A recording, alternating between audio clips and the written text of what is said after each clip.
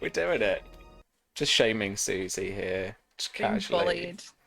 Well, when we can't really start because the tweet going live hasn't gone out yet. Waiting for that tweet. Is it bullying if it's true? Nearly asking the real questions. I think yes. Oh God. Because it's about the delivery, right? It's not about whether it's true or not. Yeah. Yeah. All right, TweetDeck's not posting it now. TweetDeck's not posting it. Well, that's good. That's called passing the buck. There we go. It's a It's gone. valid There is technique. that. Stream Deck has got you, Susie. There It we saw what was happening and stepped in the way. Jesus. Well, hello everyone. Probably on the VOD. Welcome back to our Game of Thrones Song of Ice and Fire campaign after the fire. We're back this week with one additional personage. It's Virginia Page. Hello. Dawn, thank you so much for your resub. Thanks, man. And Kurt's here. That's okay. Hey, Kurt. But yeah, I don't know. Not much to really say apart from we're going to carry on from where we left off last week. Let's go around, have a chat with everybody. Dawn is first on my little overlay list here. Hello, my friend. How hot are you today? Hey. I mean, inside my apartment, it's nice. Outside my apartment, it's hot, but it's nice. It's very sunny. I don't know when it is in Celsius without using my calculator, but it's 92 degrees Fahrenheit today. Nice and toasty. That is hot, actually. That's, from what I remember, is really hot for us. That's like 33. high 20s. 33! Oh, no. Cough. No. I think That's it feels not great. nice and anything. Britain would just stop at 33 I know. degrees. Well, we have air conditioning here, though, so I can retreat. You know, Wouldn't we have a lot to talk about, though? But how much we hate how hot it is. Yeah. Like, Like, you in never have an Winterfell. awkward start to a conversation ever. Oh, into hot. Right. Yeah, that's us. That's your little bit of British Greatest education for the day. icebreaker, Tom. that is the weather. thank you. I get a little bit every single Saturday. Yeah. Just talk about the weather. See, I did it at the beginning of the intro. See.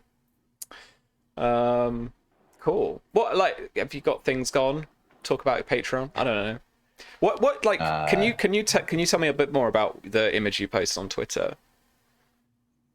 Oh, That was a map of a beholder. yeah. Right. Mm-hmm.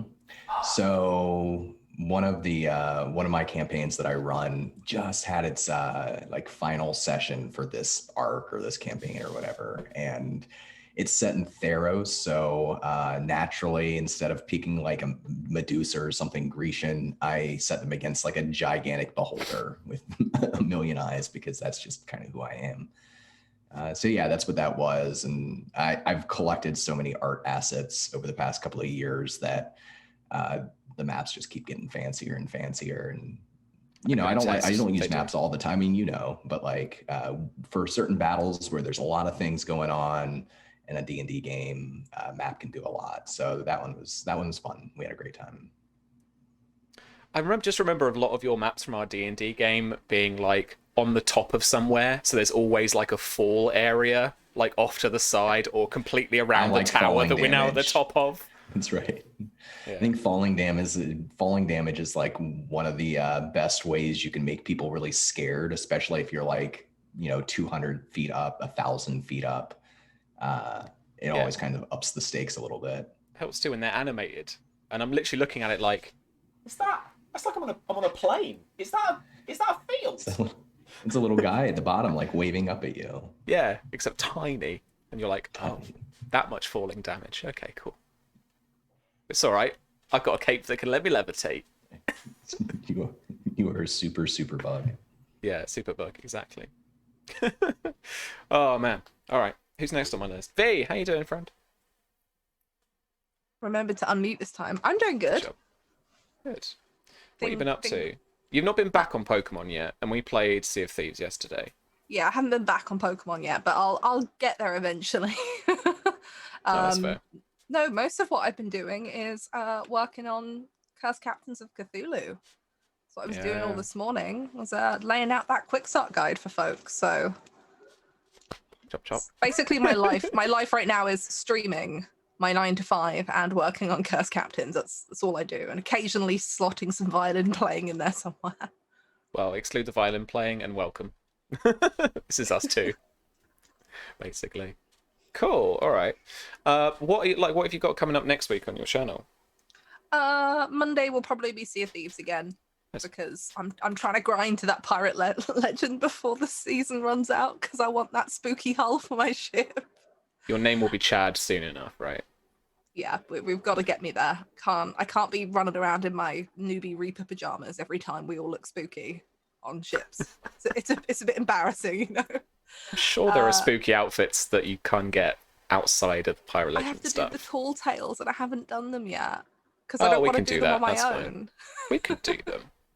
And then Tuesday, I'm with Susie doing Tactical Tuesday, or I feel like we should just rename it Susie and Virginia After Scream the about Fire. After the Fire. Yeah, because that's what we do. We scream Yeah. about character choices and judge everything. And then Friday is probably Pokemon, unless something else comes up. Who knows at this point? Nice. Cool. All right. Good. Yeah, I hope you can get back around to it. And Millie is back again with us. Hello, friend. How are you doing? Oh, hello. I'm good.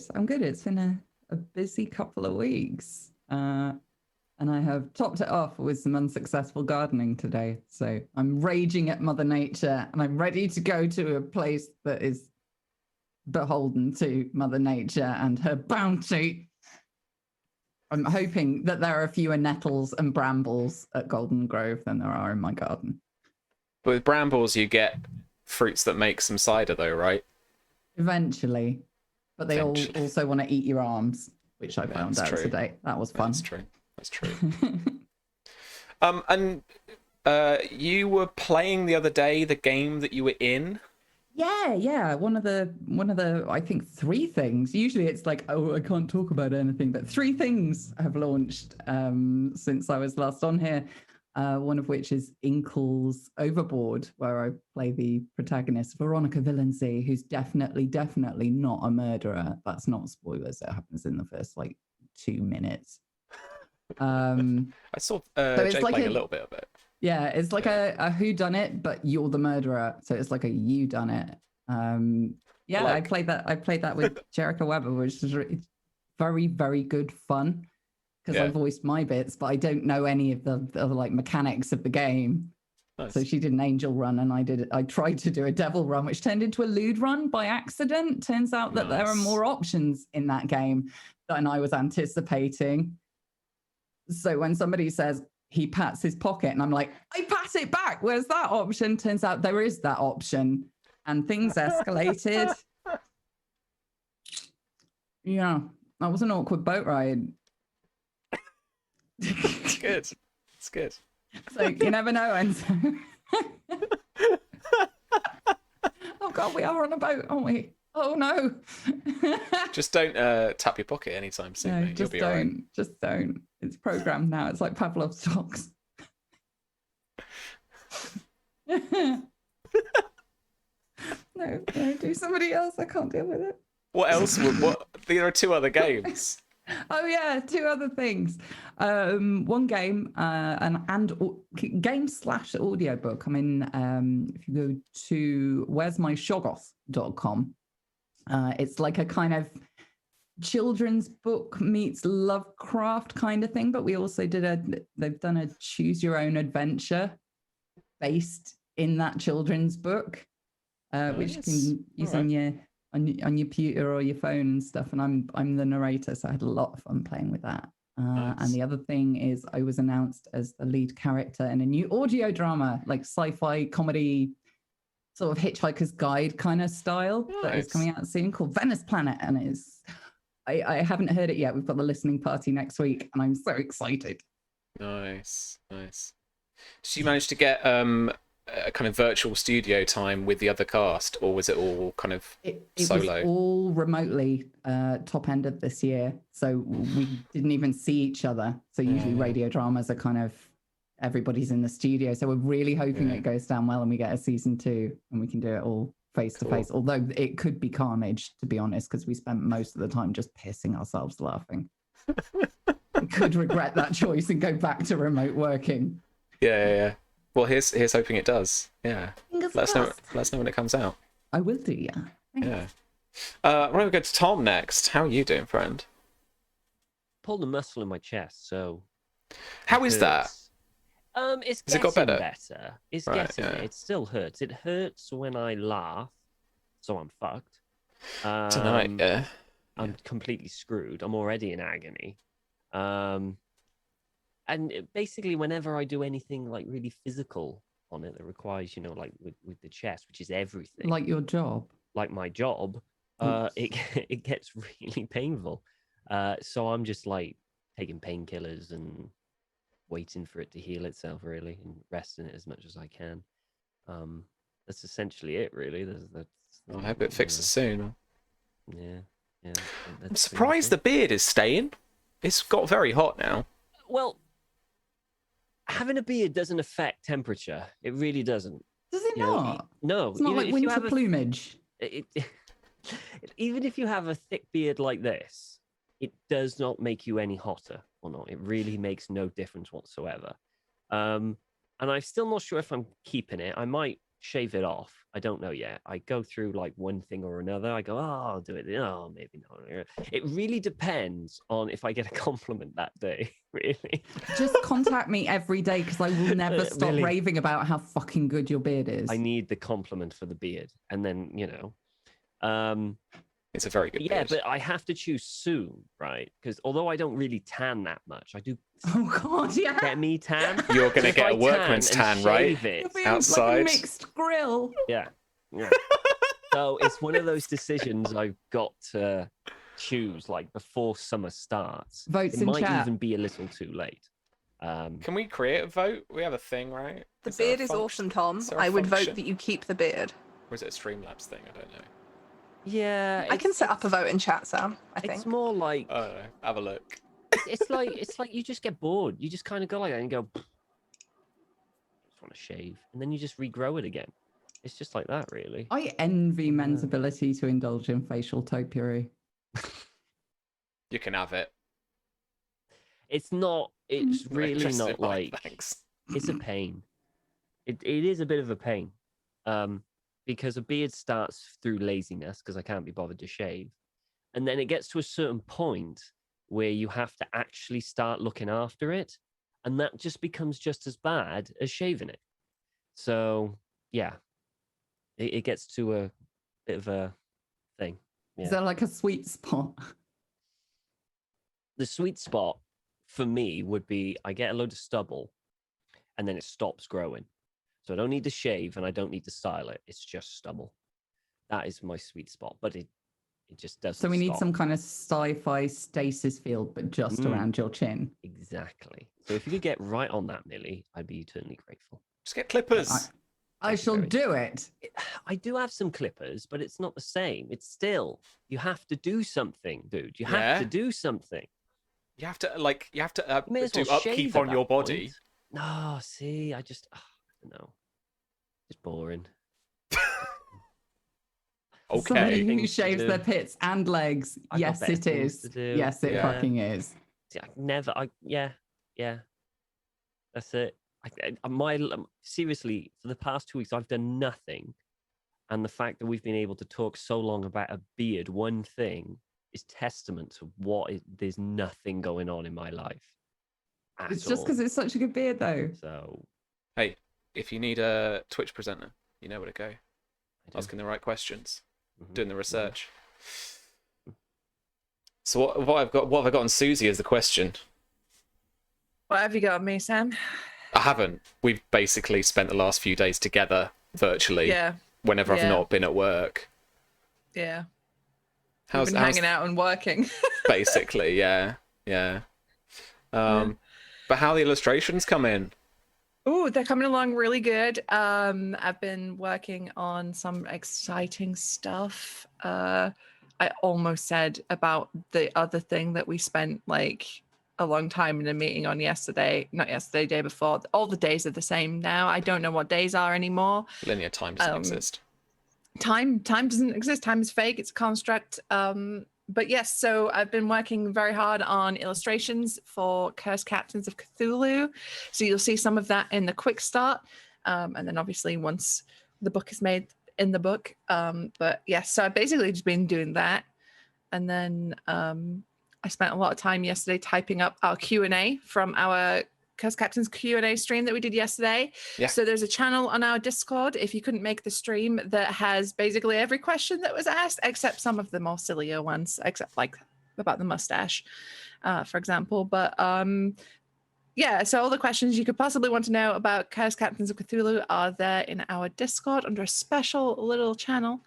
The VOD of the Q&A will also go up on Monday morning, I think. I'm putting them up. But yeah, I just work now. That's all I do. Work. And I started playing Guilty Gear Strive, and that's fun. Cool. Oh, That's well, it. It's a fighting game. Fair. Nice. There's a rock witch in it. She's great. Do you get to play as the Rock Witch? Yes. Oh, she Is may it- or may not be a god. I Is don't it know Rock yet. Witch or is it like Rock Witch? As in like rock witch. She Rock and literally roll. fights with a guitar. Yeah. Nice. I'm more on board with that. She's great. I Yeah. like that. It's cool. She's great. All right. Well, what Suze is alluding to is if you missed it at all, although it's been all over our socials and stuff, we just announced our next RPG project, Curse Captains of Cthulhu. You can find out more at our Discord, where we've linked in chat. And if you check out our socials at Follow Black Cats on Twitch and here on Twitter as well. And then on Facebook, we're Black Cats Gaming as well. And you can find out more at blackcatsgaming.com once we get the site up for it. But yeah, otherwise, all the usual plugs. We're still selling the Spy game. Sold a few now into distribution. You might see it in American friendly local gaming stores very soon now. We're in distribution. It's very exciting. Yeah, please check out DNH Dreams, Nightmares, and Half Remembered Meetings, which was right out of the weird ass brain that is James Barry, and contains all sorts of weird. What did you say yesterday? That was the plug, Suze. The fragrances, the things, and the stuff. Monsters, maladies, and marvelous magical miscellany. Mysteries. Mysteries. There we go. That's it. So, if you want something else to spice up your D&D games, check that out. It's on DM's Guild right now. Without further ado, let's play a game, shall we? Let's play the Game of Thrones. Bam, da, bam. This is episode 7 of our 5th season, friends. It's been going for so long. And this one I have called A Raven Calls. And we are going to start tonight with Samwell. Yeah. I wanted to reconnect with you as you start heading back towards Horn Hill. And I guess the entourage would just be the two of you with Mara and then Gregor in tow. I don't think you We could... have Hunter and his dog too. Oh yeah, Hunter, who I Sir imagine Clark. as like a Chad legend, by the way. Like I imagine with like long brown hair and like very, handsome and stuff. And Sir Cluck, just stood on the back of a horse probably. Gregor's horse. On the back of Gregor's Gregor's horse. horse. There's a little cage on the side. And he keeps pecking him. And Gregor, you just hear occasionally from behind you, Gregor just be like, "Oh, fuck off." But Don, so Sam, you wanted to catch up with Mara a little bit before hitting Horn Hill. Yeah. A lot happened in Old Town. So yes, probably. I think he would probably wait until maybe like they're starting to set up camp, off the road on the way to Horn Hill. Maybe until they're close. So I don't know how many days it takes to get to Horn Hill from Old Town. Probably a week or something like that. Oh, you know what my attitude to time is like in this. As long as it feels Yeah. right and it's narrative time, Yeah, right? We're in season 8. Right, yeah, exactly. I would love to pitch this to, like, actually, you can see Horn Hill and the Red Mountains in the distance. The sun is coming up on a beautiful mid-morning, and, there's a kind of a breeze in the air because it's still autumn, but it's still nice and warm. And if you set up a little camp just by the side of the road, probably just cooking off some breakfast, having probably had a late one, as the two of you want to do. Gregor is just preparing some sausage and eggs that he's managed to buy from passing traders and farmhands and stuff. And Sir Cluck is just pecking away a little bit at the ground and the little stones around you. Hunter is sitting by the fire as well, quite happily, just singing a song to himself. But yeah, you can see the mist of some of the northern side of the Red Mountains, almost like trailing up like smoke. A kind of forebode, an omen, bad omen for what's to come, from what you know. Oh, good, good. Okay, so I think while Gregor's cooking breakfast, Samuel would have asked Mara to go on a short walk with him, maybe up to like a hill that he's hunted on before. Like he knows this area pretty well, I imagine. Not far away, but just so they get a little bit better elevation. And that's probably where he'd try to have a more private conversation with her, away from Gregor and Hunter. So so they're overlooking, like you can see Horn Hill rising, the castle, like this beautiful vista and the rolling green hills, and then beyond the ominous Red Mountains much, much further away. And he's sort of staring distantly, probably for a couple of moments, not at his house, but at the mountains. Probably after about a minute, he would speak, but he'd be looking to Mara too. Like I'm curious to know, he's curious to know, like, how's Mara doing? A lot has happened recently, and they've been traveling a lot, and she was almost murdered just a month ago. So Yeah, it's not been that long since she was almost murdered. It's not been super long. I imagine that when they get to the top of the hill, Mara, just kind of sits herself down on the grass, not really caring about her dress. It's kind of, I think for the both of them, maybe it's kind of like when they were traveling before, and it's just them, and they don't have to worry about, courtly appearances and all of the pretense that comes with, belonging to a noble house. And I think she just enjoys watching the mountains with Samuel for a little bit and looking out at Horn Hill. Because for her, this is like she gets to go what is going to be her home, properly her home now. And I think like you probably know, she just lets out a breath and her shoulders drop. And she just turns to look at him. We're almost home. He bends down and picks up a little stone and skips it down the hill and watches it until it disappears into the grass. And then he'll go down and sit next to Mara.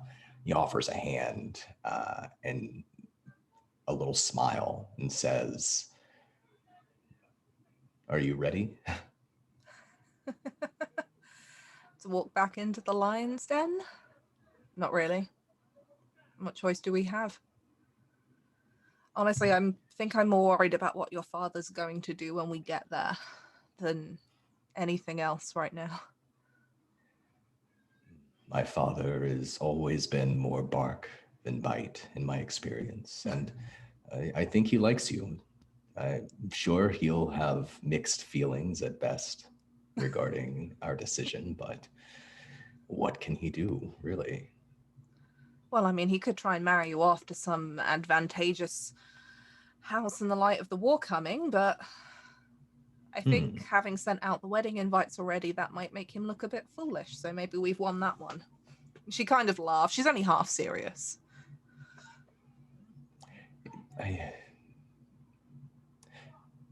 Before we get home, Mara, I need to talk to you about what I learned in Old Town during my walks. I was wondering when you might bring that up. What have you been up to? Just doing the things that I feel are right. I spoke to a woman, a pirate, I think, from Essos, and I learned that Blackfyre has landed in Dorne. A strong army. They're here? Not yet. But they've landed. Which means where in Dawn? Somewhere in southern Dorne, I think. I'm not entirely sure. I paid her to help me learn more about it. But if they're here, it's only a matter of time until all of the lords in the Reach and all of the kingdoms know. And if they don't already. I'd heard the rumors about them gathering force in Nasos, but it means we're going to be at war sooner than perhaps any of us thought. It seems likely, unless they're stopped in Dorne, but I can't imagine, after everything I've read about them and learned about them, that they would have dared to land if they didn't have some sort of plan. The only reason Blackfyre are landing here in Westeros is if they're going to challenge the crown, like they did last time. We haven't spoken often of Blackfyre and of the battle, of your father. Nobody really speaks about it anymore. I think we should. I know that you no longer have a strong connection to House Greenmont, but it is your family and your past and your legacy.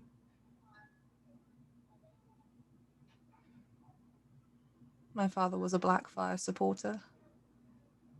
Everybody that I grew up alongside was a Blackfyre supporter. My mother, my Oliver, the biggest one of them all.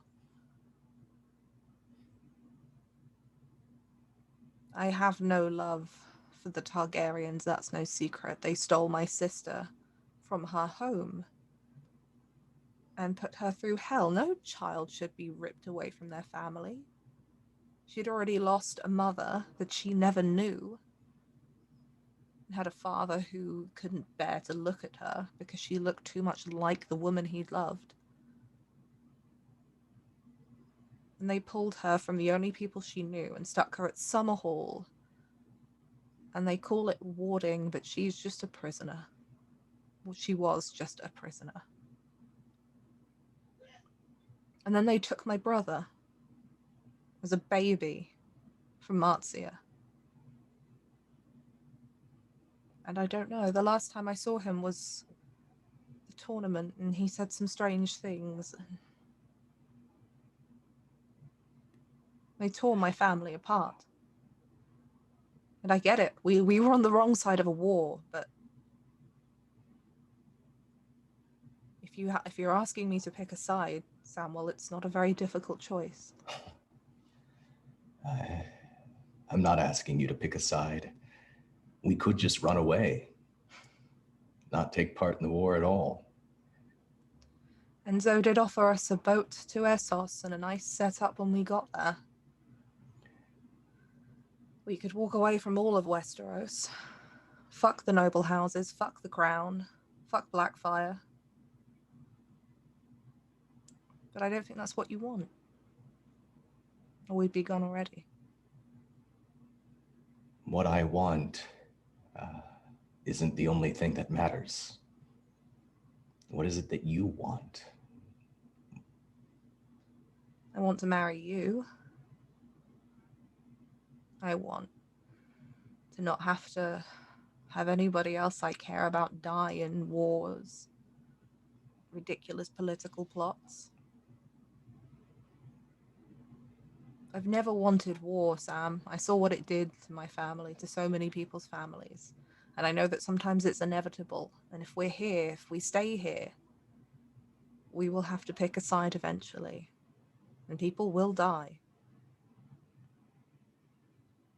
And if we stay here, you will have to go to war. You can't hide behind the walls at Horn Hill. And I don't plan to either, by the way. If we stay here, I don't want to follow. I want to lead. war is a game of numbers. Who has more than the other side? And my house, House Tarly, it could swing things in either direction in the Reach. Oh, for sure. When word of this gets out more publicly, at our wedding, that's not just going to be a wedding, that's going to be a whole host of political games to find out who's fighting who and who's allied with who. I've been thinking a lot about something that Lady Rowan said to me when we were in Highgarden. And right now, I'm strongly considering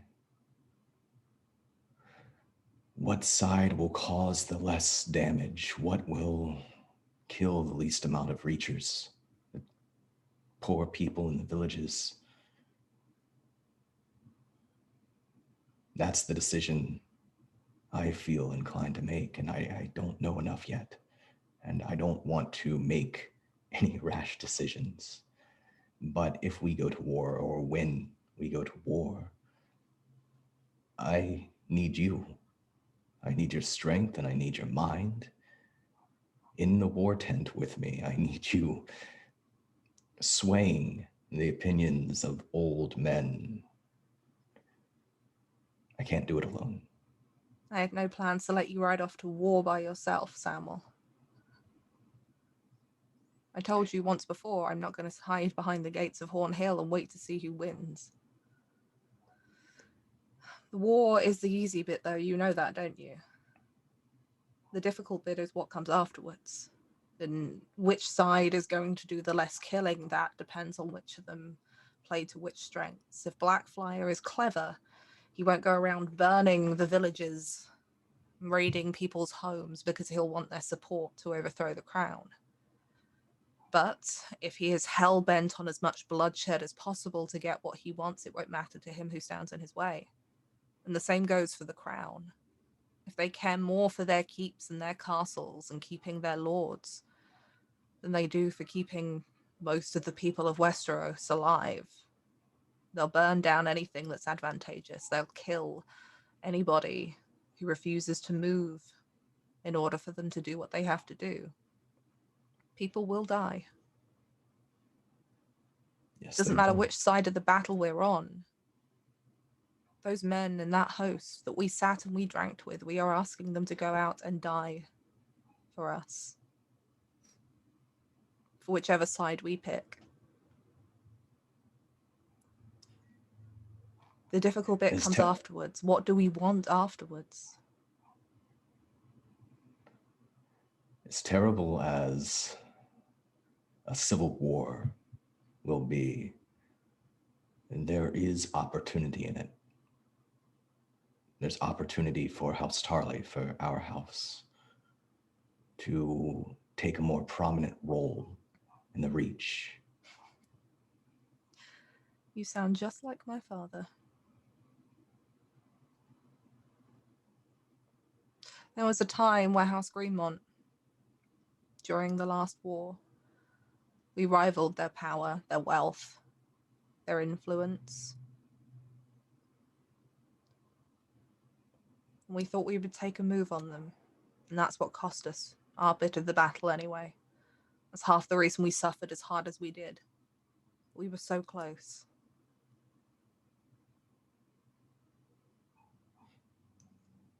Well, this time, I'll have you with me.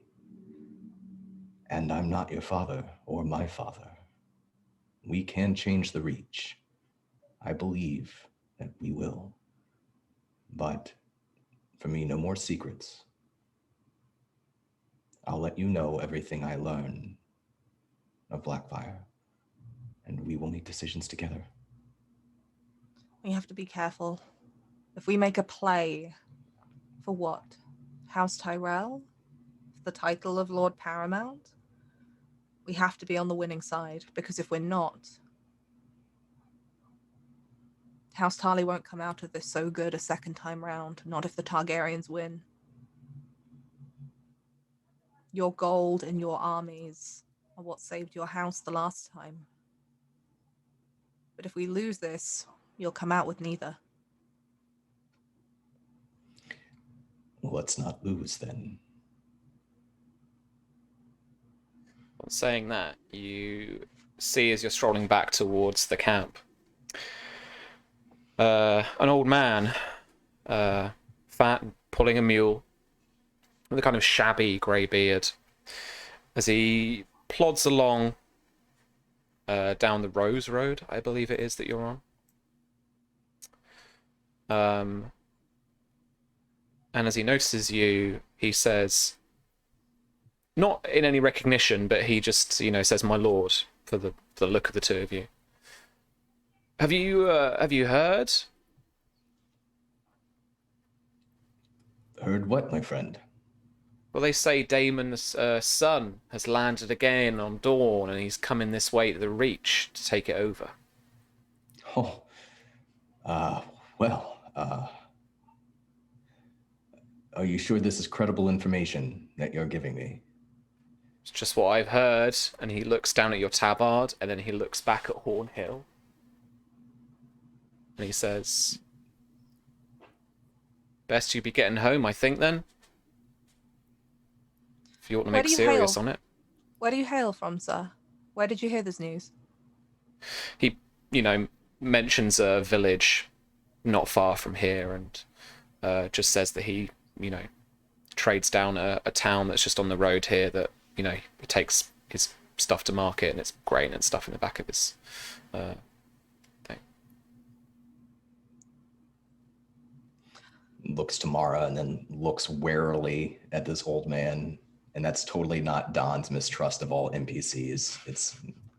But he smiles and says, "Well, thank you for the information. We are heading to Hornhill currently, and please take care of yourself and your family on your travels. If war comes to Dorne or it comes to the Reach, you can believe that House Tarly will protect you."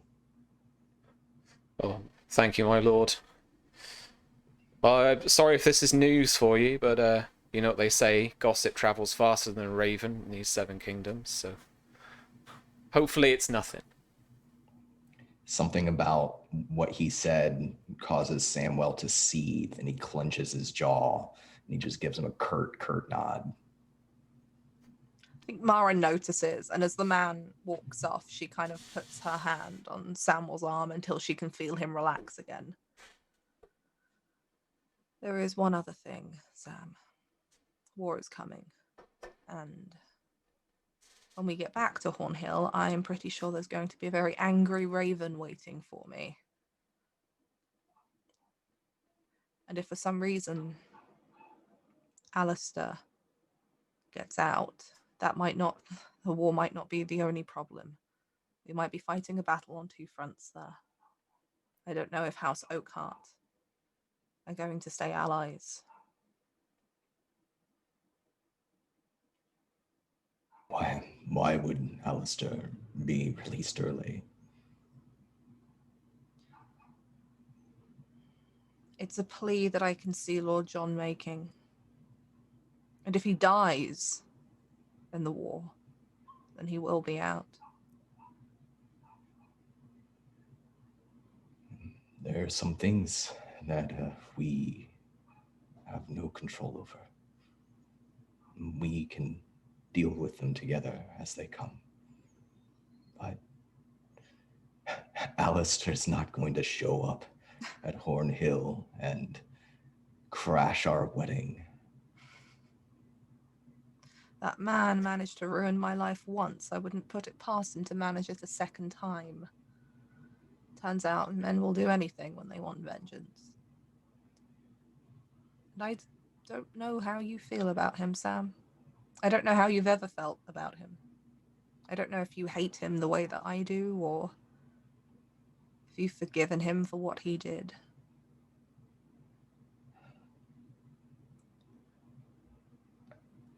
I don't hate Alistair. What he did, I did, in a way. I just didn't suffer the consequences he did. You did what you did for him, and he did what he did for the sake of glory and wanting to prove himself. Like a child looking for approval from his father, and he didn't even manage that.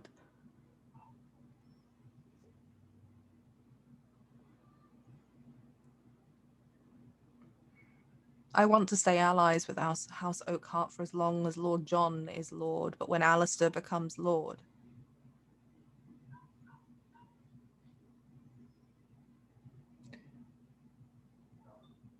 When Alistair becomes Lord, we will have to have a difficult conversation with him. It's not something that I'm looking forward to. I haven't written to him. I haven't spoken to him since, and it feels wrong that that should be the letter he gets from me. I've left that down to the Lord and Lady Oakhart, just so that you know.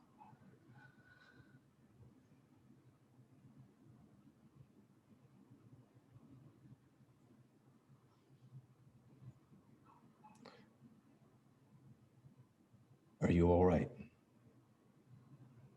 I'm terrified. I am finally free of the monster who tore my life and my family apart and hurt everybody that I cared about. And I finally get to marry the man that I love, and we're about to go to war.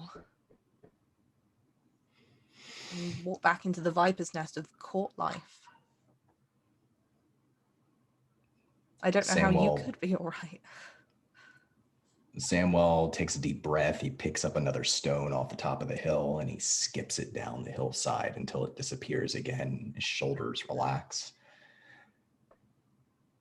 Well, because if we let ourselves worry about every little thing that can go wrong, how are we ever going to be happy? And we are happy people. We've led happy, lucky lives, Mara, and we're going to live for a long, long time. What we're going through right now, what we face, this war that might be coming, is coming. It will be ugly, but it'll be temporary. And then we have our whole lives ahead of us. So for things that we can't control, like Alistair or what the other lords do, I don't want to worry about it. And when we have moments like this, and he gestures out to the vista, I want to enjoy it. Promise me something then. It'll make me feel a little bit less terrified about everything to come.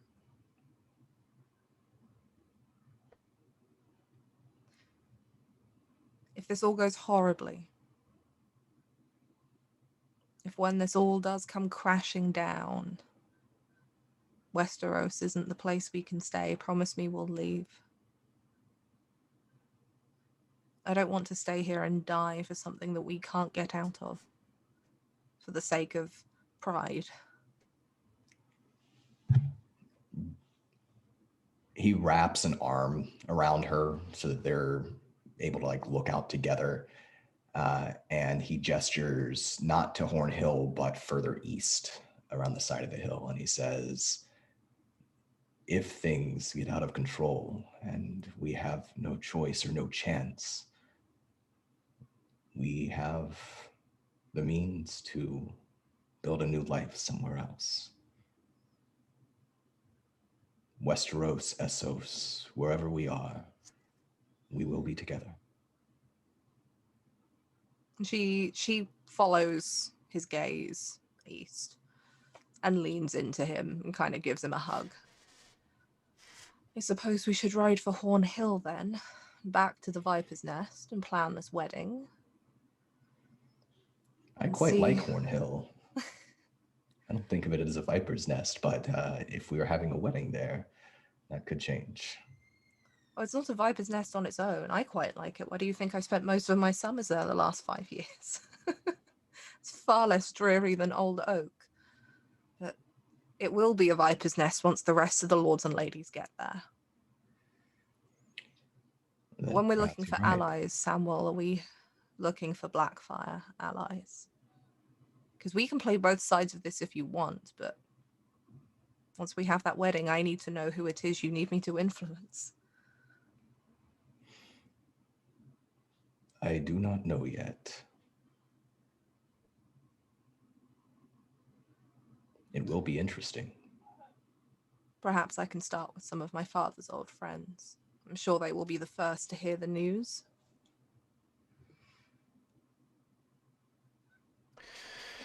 Miria. Let's skip over. Lord Jourdain's Solar, which has been commandeered as the War Room, is an absolute cacophony of men, both young and old, bickering and some shouting over each other, as not quite the painted table of Dragonstone, but across the kind of office desk that is towards the other end of the Solar, but in the middle, lies this kind of long map, Maester's map, of the Seven Kingdoms of the continent of Westeros. And as you enter inside, just as you take a look around to your left, you hear Harris's voice say, "Miria." And he gets up from where he was sat and he walks back over. Things are about to start.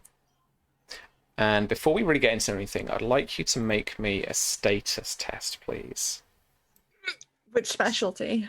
Let's say this is going to be reputation. Because I want to see kind of, in terms of maybe the degrees of success, I guess, how far you can get in. Yeah. Okay. All right. Well, it's just gonna be a flat 3d6. 7. Thanks, roll 20. Okay. Harris says, well, at least you got my invitation, but just stay behind me to begin with, and then I'll what do the mummers say? Cue you in. She gives his arm like a little light squeeze. It's like, thanks. All right. But also like, good luck. Yeah. He looks down at it for just a second and then kind of gives you a smile in thanks, and then turns. And then stomping behind you and then round to your right comes Bittersteel. Not standing too tall above everyone else, but he hit like the sea parting. People move out of his way as he walks to the other side of the Solar desk. Daemon II is notably absent from this council meeting. You look around for him and his very characteristic silver hair, but you don't see it anywhere. You see like Jourdain's here and Lady Redwine's here, and the whole gang, the whole band is here, but not the king from across the Narrow Sea. So make of that what you will. But Bittersteel begins. You'll know by now that Sir Jourdain will take a force, as much as we can gather from the Dornish lords and from our own force, riding east to Sunspear, to take the capital first, so that we reclaim the first realm of the Seven Kingdoms. It is Sir Harris who will then take a force west. We will then take it towards the Prince's Pass. Hopefully there, news of our arrival will reach our houses, and especially the Marcher Lords, who, based on their last outing, will be loyal to us, and I hope will allow us to pincer the forces of the Fowlers and the Merryweathers in the Prince's Pass, so that we can head north to Highgarden, where hopefully Lord Boar will take his seat. And there's, a bit of muttering and lords and knights looking towards each other. And you can see, even from behind, Harris looking a little nervous. There's maybe a habit he had, even back in Summerhall, where he kind of like scratches just the back of his right ear. As they do. Lord Jourdain speaks next for a bit about the idea to essentially start trying to gather forces as they head across the shoreline. It's just south of that mountain range that's just north of the Greenblood River, but by a good few leagues, but is south of the coastline. They don't want to corridor themselves up in that bit. They want a bit of room to maneuver, and then if they have to retreat into the mountains, they can. But already riders are being dispatched to various holdfasts around the kingdom in order that they might try and elicit some more forces from other houses. And then Harris speaks, and it's a little nervous for him at first, because you get the feeling that he was due to inform the lords and the knights of another plan, but instead he speaks of attacking House Ironwood first, about taking Ironwood Keep, and then heading west. There's some nervous looks around the room as Bittersteel questions him on this, and then he introduces you. Lady Miria Great Sand is supposedly holds claim to the keep and to its domains, and so as a key objective to the west along this coastline, it would be foolish, I think, to miss an opportunity, to miss such a strategic location.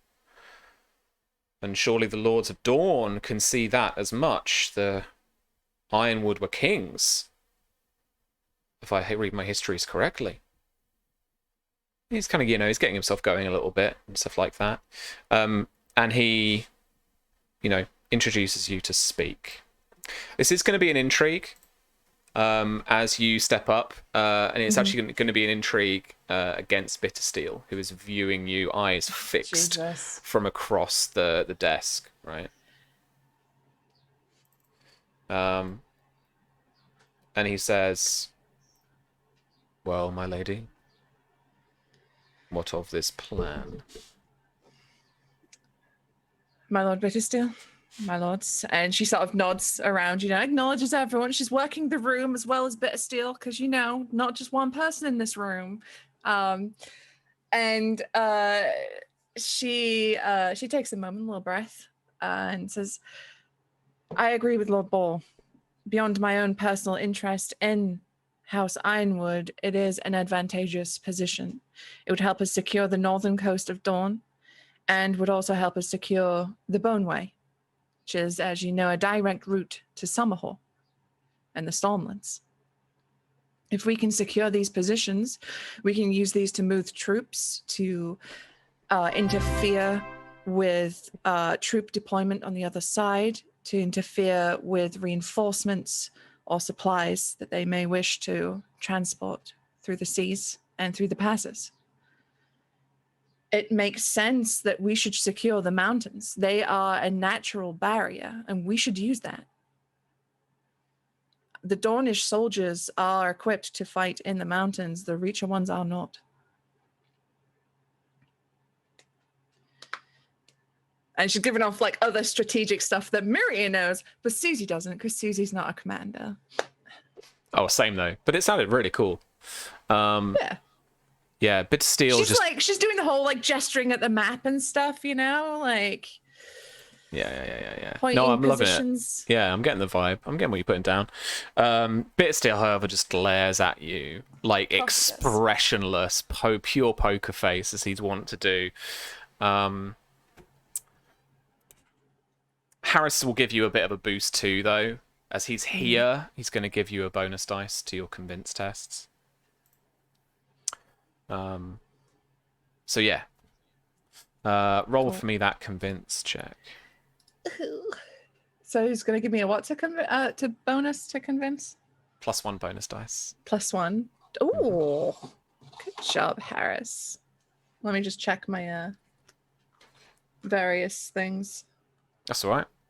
Talk us No, through it. okay. Okay, +1 bonus die. 19. Oh, all right, Igor. Let's have a look at what you could have won. Intrigue, defense. Yeah, okay, lovely.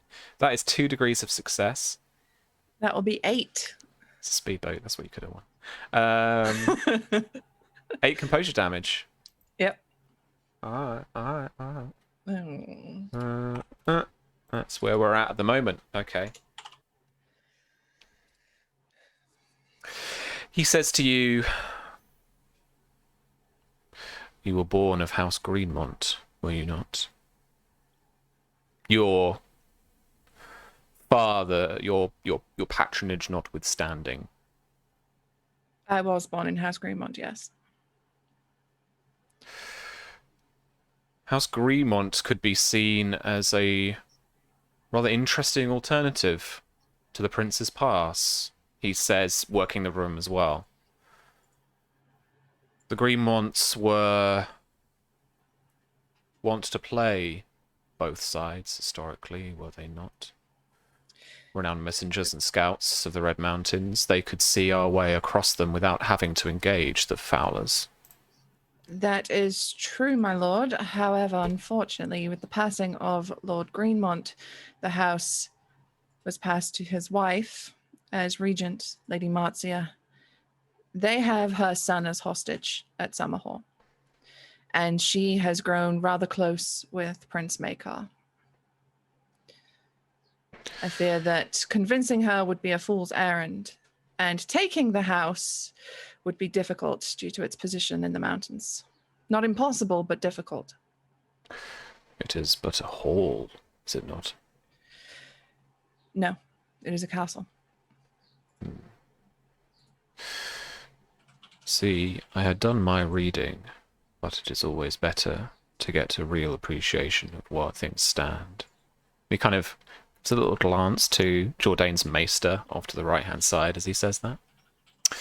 But I am going to roll. So that we keep it going. Does he get anything for his intimidate? Oh, I didn't give him any benefits, apparently. That was really dumb of me. And I'm going to chuck in one of my bonus dice that I've got, because why the fuck not? 20 against your intrigue defense. My intrigue defense is 12, so that's 2. 2. Yeah, that's not too bad. That will mean, sorry, let me find his will for you. Oh, actually, it's intimidation, which works off of... Anyone? Pop quiz? As he finds the rules. I don't Technique. know, I forgot to get the cheat sheet up. No, I got it. The Swords Chronicle PDF out. Don't worry about it. Oh, Intimidate is based on will rank. All right, yeah. Okay, that good, is going to be right. 10 composure damage. Okay, it's fine. Yeah, he uses his, leering presence. Yeah. He's, bit of steel.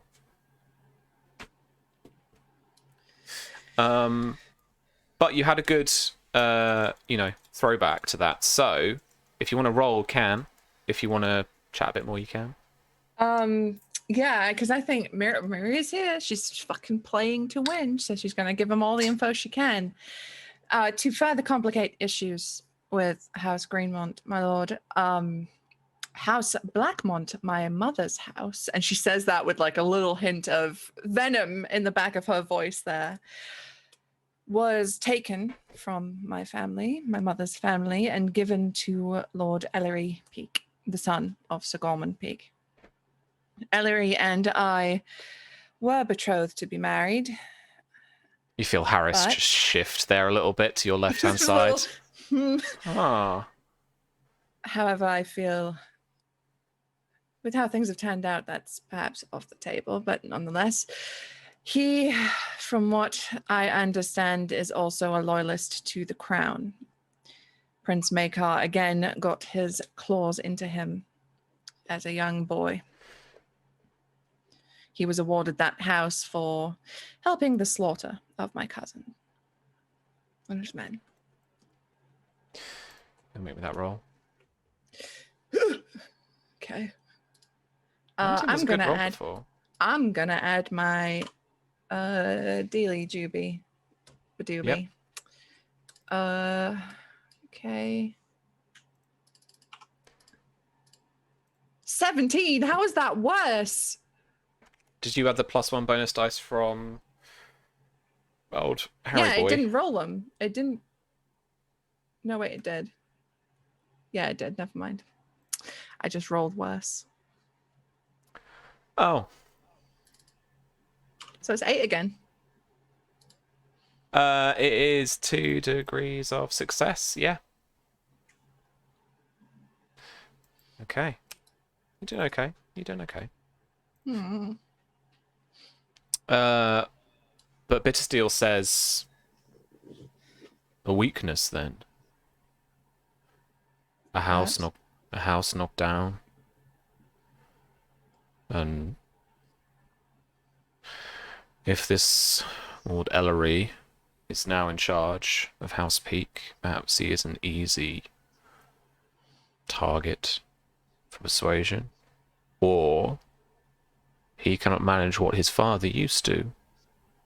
Only growing up with one castle, perhaps he cannot manage two.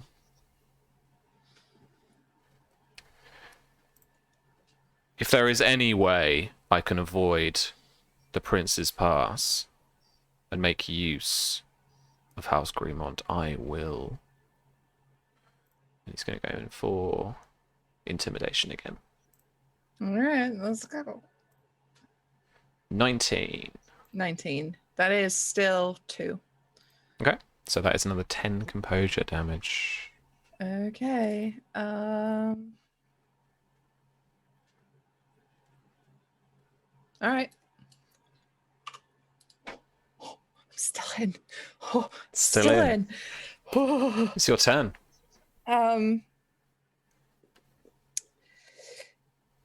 She does look low, like a little bit, like, you know, a young person realizing that shit, this is real. This is like, we're actually talking about marching a fucking army through where I grew up.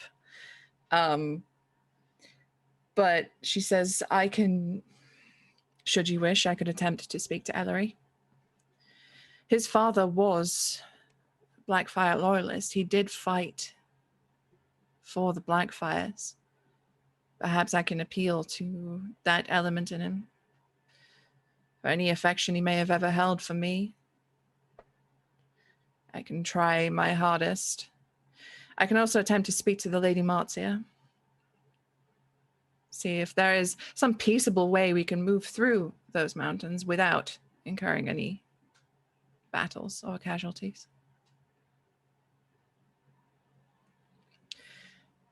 I'm afraid the only other piece of information that I have for you, my lord, is that during the course of the past few years, there have been several uprisings in the Red Mountains under the guise of the Vulture King. Many of you here will know that my uncle, Lord Edmund Blackmont, styled himself as the Vulture King. And that tradition apparently continues still in the mountains. They may be small and fractured in groups, but they are still guerrilla forces in the mountains who are skilled at fighting in the mountains, as well as displaced knights from the Order of the Blood Royal in Ironwood. If we can reach these men If we can get them to fight with us, then victory will be on our side. The Knights of the Blood Royal were amongst some of the fiercest fighters on our flanks at the Battle of Redgrass. And yet you say they are displaced? Yes. Lord Horatio Ironwood disbanded them at the behest of Prince Marin Martell.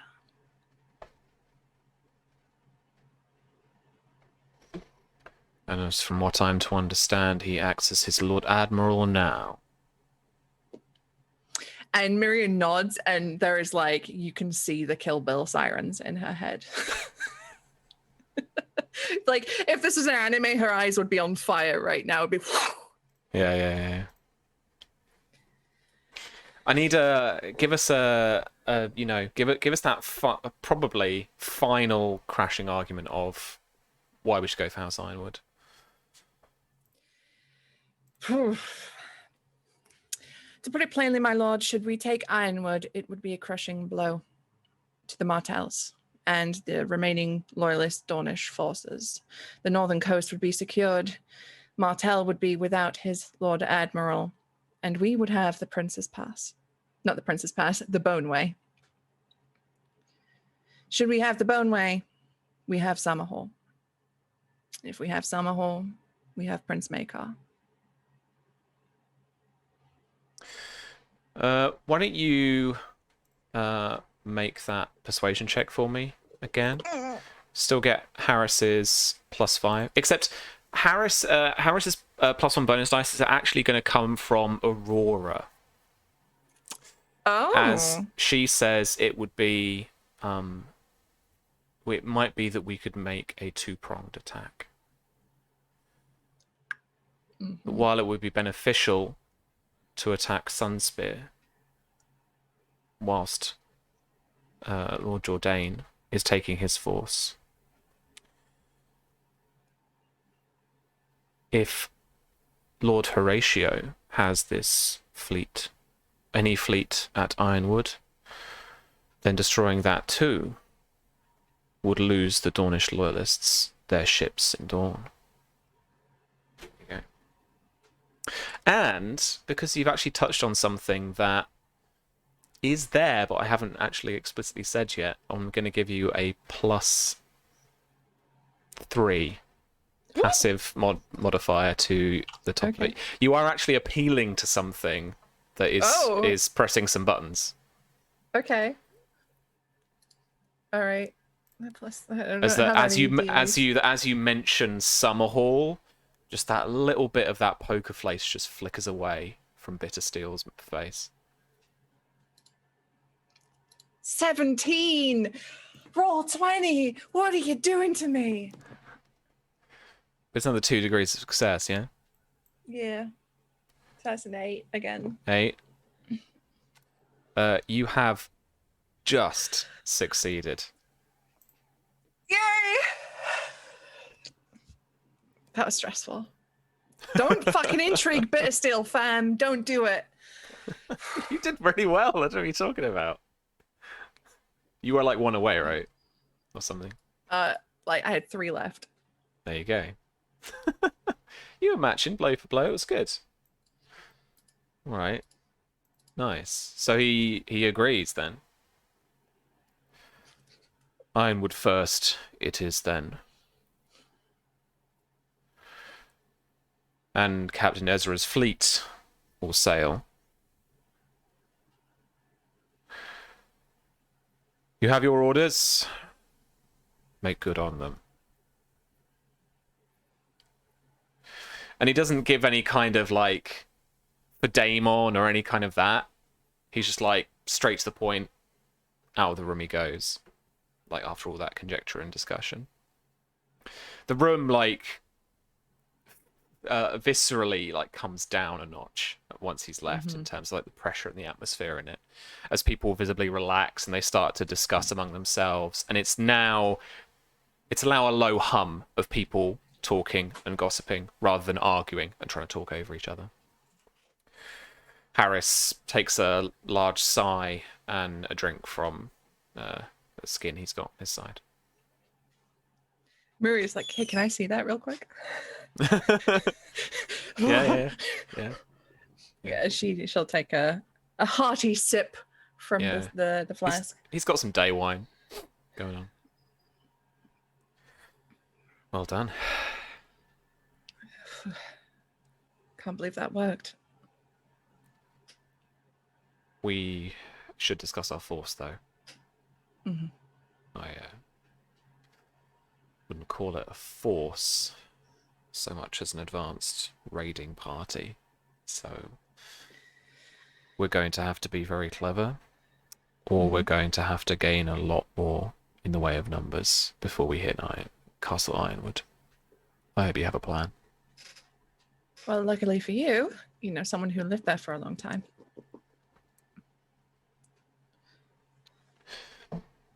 We are probably going to need something. Like I said, something clever. Mm-hmm. Are there any ways in or out? Is there anything about the geography of the place? I've never been. So Miria's like racking her brain about what she remembers. You know, I personally have no idea how Ironwood is built. Don knows, but Miria would know. Well, 'Cause we she do lives have. there. We do have. Maybe roll a knowledge skill. I mean, I can. I wasn't like putting pressure on a test or anything. We do have the little tables of what the houses have got, and I think it was maybe in Oh, GM that's only. right. I've got Ironwood. Oh, sweet. Defense is a small castle. And I think the way that I had it, you know, backed fairly quickly onto a very small bunch of kind of outcropped houses that are the fishers and the docks. And then you've got that big central courtyard, like that Order of the Blood Royal tiny little kind of hall or keep that they've got. That I think was burnt, was it? It was all like ripped down, right, to build. It was just all pulled down, and then that's why they executed Daera. Yeah. But then the keep itself, I imagine, just quite square and tall, very kind of first men car, because they are first men descent kind of castle, rising up quite high. And it's got, I think it was right. It's got that one back wall, and then actually only 3 walls. There's no like curtain walls or Motte and Bailey style. So that coastal side would maybe be vulnerable. Because you just have to smash through it to get in, rather than to go through around the walls. But I am willing, because there was no like secret passageways or anything that we bought when we were making it. I am willing though, if you want to make me, this is gonna be, you're gonna hate me. This is gonna be a warfare with a memory specialty from cunning bonus dice. Okay. Well, I don't have any, but I do have 3 in warfare. And 2 in command, apparently. There we go. That was from you commanding that downtime thing It with the was. raiders. Yeah, when I was 14. That's 11. Oh, okay. I was thinking of 12 as the difficulty. So, you tactically rack your brain to see if there is a way that you could slip in, a way that there is a vulnerable or easy to attack, and then once you're in, you can just make your way through the castle, stuff like that. You don't think of anything like that in particular. The only I would say to you, Susie, the only way really that you're going to kind of be able to like sneak inside or do any of that shenanigans that like Don and Tom did, it would be like doing one of those, dressing up like somebody, getting into the keep, stuff like that. And it depends what kind of force you'd want to take as well, whether it was just a little squad of people like specialist soldiers, or whether it would be like a siege. It's difficult because you're not really going to have the forces for a siege. You're not really going to have the upkeep and the supplies for a siege to wait it out. Yeah. you've got to, you know, and Harris will say, like, you know, we've got to strike decisively once people hear that we are here. They're going to start marching to wherever they hear there are attacks. My only other thought is that Ironwood has a rather large dock where I can only imagine a lot of the prince's ships are kept. What if we send a small unit in there to cause some chaos, some commotion, a fire that rips through the ships, pull forces towards the fire, cause a distraction, allow us to slip in and take the castle from there? That could work. That could work. Will serve a dual purpose of helping to destroy the fleet and provide us cover. Yeah. We'll think on it some more, and we'll have to get planning on the road. We're going to leave soon. If we can find any of the blood royal, any that are still remaining, they'll give us an edge. You any leads? They were scattered into the mountains, though, and then ping, light bulb. Well, candle, I suppose, because it's Westeros. Miri recalls the strange person that was talking to her at the tournament about her boys in the mountains. And I did hear very recently, in fact, that they are still active in the mountains. And I'm pretty sure the guy like told her a general zone, right? Or sort of, I can't remember exactly what he told her. Neither could I. We'd have to play back the tape. Or we could make it up. So, yeah, okay. Yeah, absolutely. There is a lead there, at least. Yeah. I'd say. And then, of course, there's Vulture's Roost, which I'm certain is not quite the force it used to be. But if anyone's taking up position, it's not a bad position to be in. I'm sure with the size of the force that we have, we could go as a scouting party, look through the mountains, talk to any of the locals, try and get a bead on the brother. Particularly the blood royal. anything about Sir Frederick. He was their leader. Right. He kind of sees the Was it pain Sir in your Francis? face there. Don't know. I can't Don never can remember if decide. it's Francis or Frederick. Which one was it, Don? Francis. Francis. Okay, Maria I think said Francis. I think I started saying Frederick. I think so. I think God damn it, we Sam. mixed up. We've learnt I'm bad with names. Turns out. Thanks, George. Yeah. So yeah. But he sees the pain on your face as you mention that. Kind of quickly comes to mind. Mm-hmm. And he doesn't really say anything, but he kind of looks at you, kind of in an understanding way.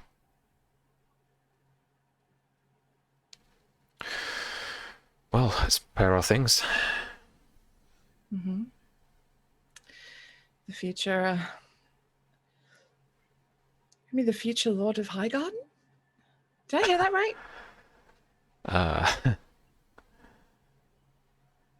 If everything goes well. Well. Good to you, Harris Ball. Moving up in the world. Shut up. And he kind of turns and turns to go, but he pauses just as he does so, and you look at his back for a second. But he turns back around and he says, "Would you like some dinner tonight?" And she kind of just goes, before she smiles very warmly, very widely. Yes, I'd like that very much. Okay, good. He's got that kind of embarrassed smile on, and he, turns around. So does and then- Miria. Yeah. And the knights and Sands and stuff are starting to leave as well, as he does. Yeah, And she kind of he goes- starts talking to someone else.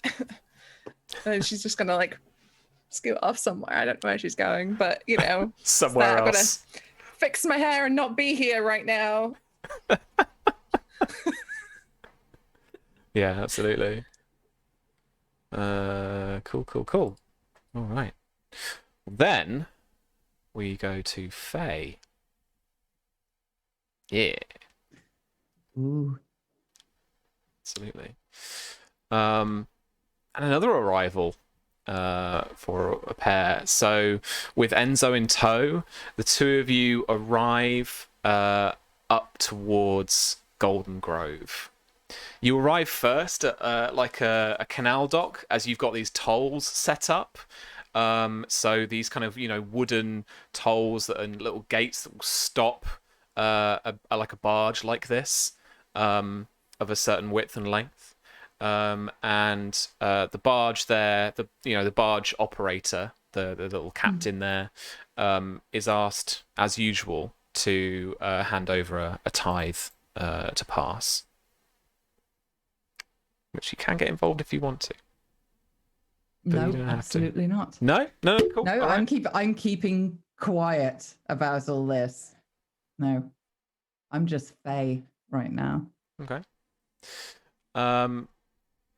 Whether Faye knows this or not as a thing, the tithe collector, upon getting some for the goods that the guy has sold at the other end of the river, now sees the two of you and looks back to the barge sailor and asks for another 8 groats for the passengers. And then he looks back again and has a kind of a double take. Tom, I want to see what your thing about famous is. There's this downside, right? And I've fucking forgotten what it is. It's so essentially, I'm pretty sure that I lose like 2 dice in blend in stealth. So when I'm trying to blend in, I think that's it. I'll have to have another look, but I'm pretty sure it's yeah, I might have when to I have a try look and as blend well. in, I have like a minus Destiny 2 and test qualities. dice, so... In other words, they're saying just don't bother trying to blend in. Just don't bother blending in. Yeah. Fencer, no, fast. Famous. You always subtract a number from your stealth test equal to your status rank. Yeah. Okay. So, for me, I think my status rank is 3. Mm-hmm. Fair enough. Yeah. And Are my you? stealth is 3. So. Are you wearing your hat? Of course I am. Of course you are. Okay. Of course. If you're wearing your hat, what I would like you to do is roll that stealth check for me, and then -3 from it. Right. Okay. You never know. Worse things have happened. Yeah. And you have to 14. beat a 4. Jesus Christ. A 4? Yeah, I've beat it. This guy looks at your hat for a minute, and you think, he's clocked me. Fuck. I can't believe I just thought this. But he just looks, he just kind of, in a slight taking the piss tone, just goes, nice hat. I'll wink and smile, but not speak back. And he's kind of a bit... grabs the extra groats from the bargeman, and then the gate door at the other end starts raising up on a pulley that another few workmen are working on. They pull up the pulley just above where the barge stops. It starts to just scoot under as the bargeman starts to push along the now shallower parts of the river. And then as you come under this gate, Golden Grove is presented before you. That's my session. It's this kind of beautiful castle, typical for the Reach, of a kind of first men keep, with some walls and those square towers, but walls, wings, and roofs and other round towers built upon it over time. And it's this kind of slightly pinkish grey stone that is common throughout the realm. And hanging over some of the, as you kind of skirt around one side of it on your left-hand side, you're actually within the river, and it's built up on its banks. And then hanging down from some of the walls, even the windows and some of the lower, defensive walls with the crenellation on that side of the keep, hangs this ivy and these winding plants that cover over and are even in a kind of a late autumn bloom for this time of year. It's a beautiful little castle. And as you come round to the dock, and you guys enter towards the castle, you can see that the main gates are open, and that there's even some tents just over to the right hand side as you approach this kind of gatehouse. And these trestle tables and trestle benches are being hauled up and moved by several workmen, and barrels being rolled away from what you clearly identify very quickly as a beer tent.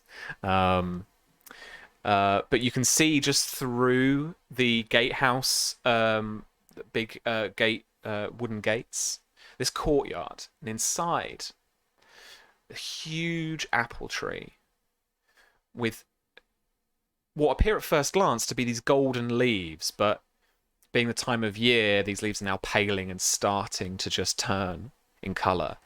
And I guess the time of year is absolutely covered in these bright red and green coloured apples. Faye, do you do anything, or what do you do on approach to the gate?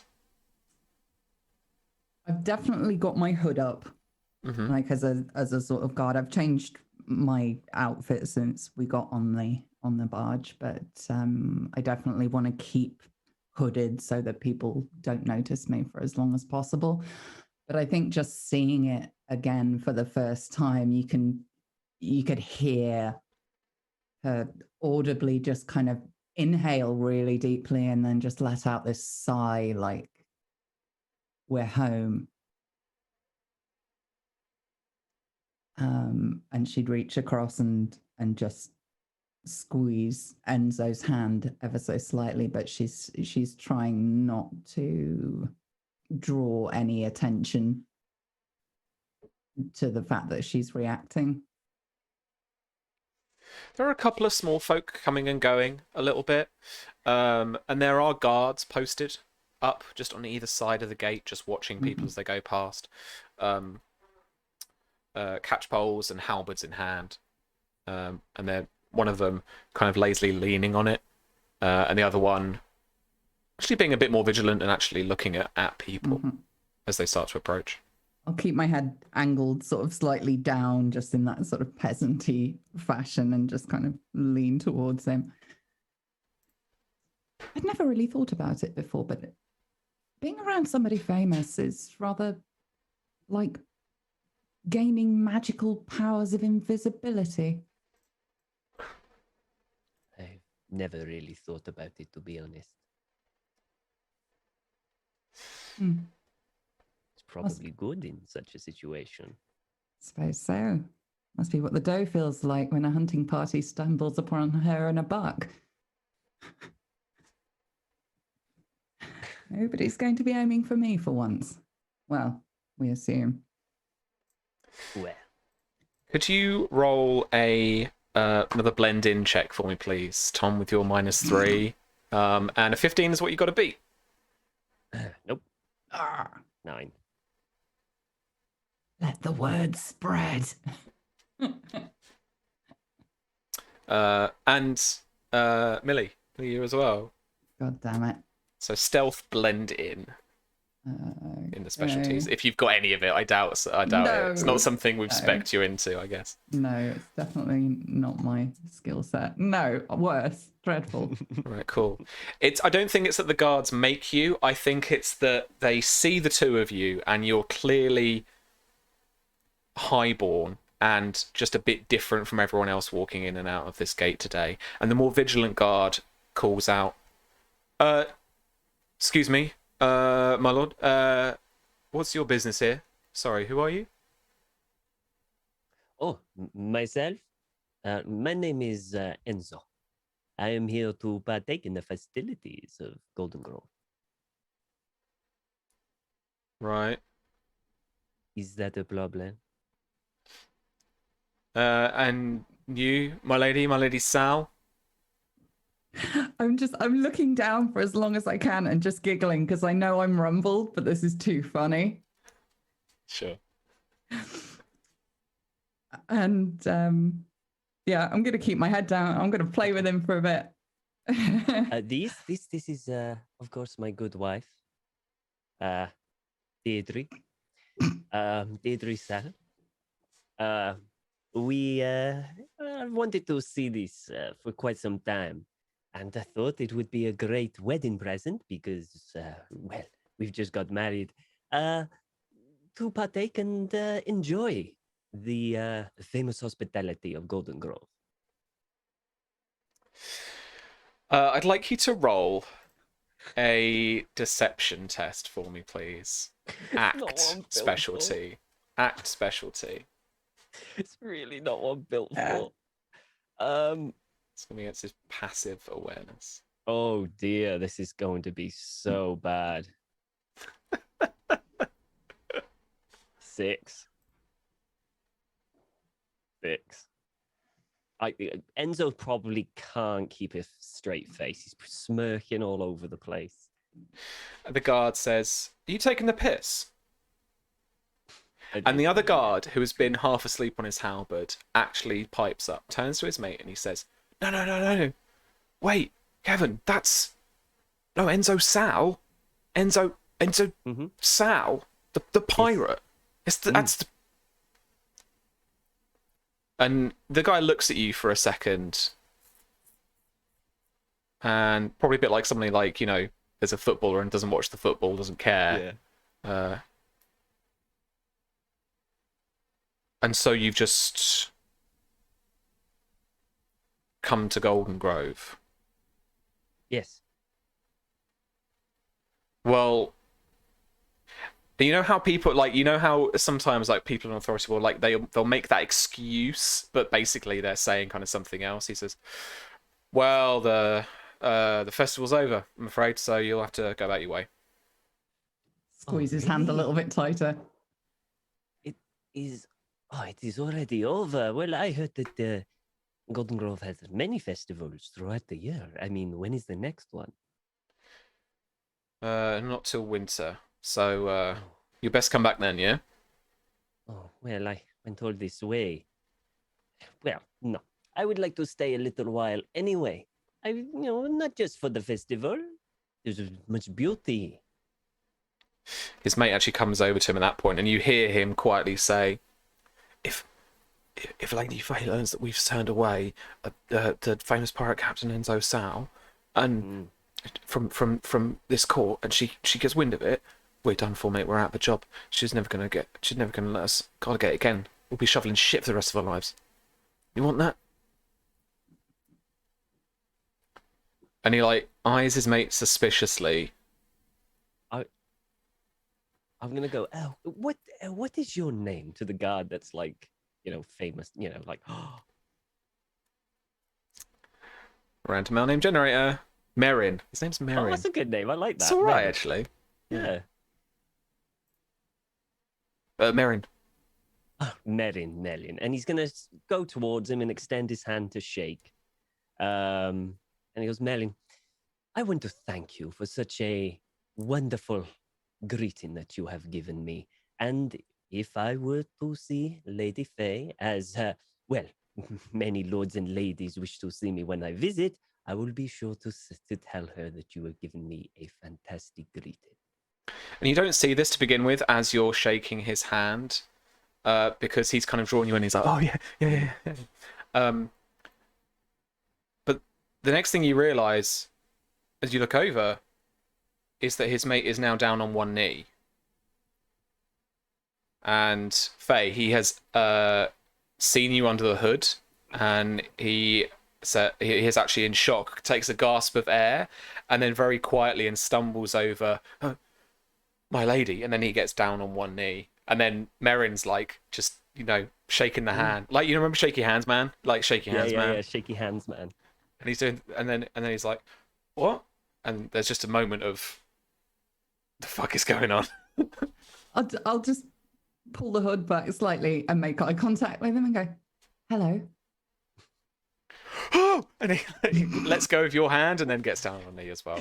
Mm-hmm. Do you get up? Sorry, Faye, I tried. Well, you should be groveling a little bit. I think, well, you've done a splendid job. I should be sure to commend you to your captain. Not so much.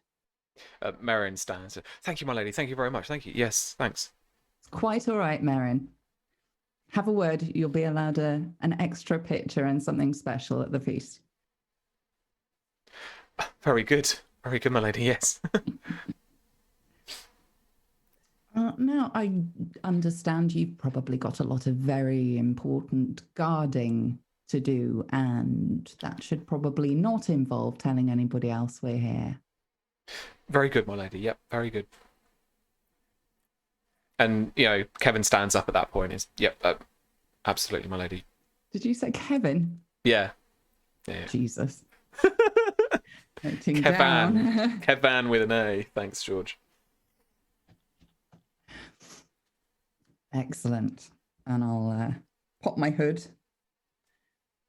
and wrap my bag. I'm keeping it like double wrapped around my wrist at all times because I am not letting that wineskin out of my sight.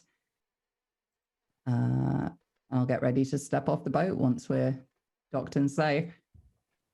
Yeah. You guys have walked up towards the castle, Okay, quite happily, and now you can now you've got the courtyard just ahead of you. That's just the other side of this gatehouse, and then you've got the keep and its wings and rooms as well.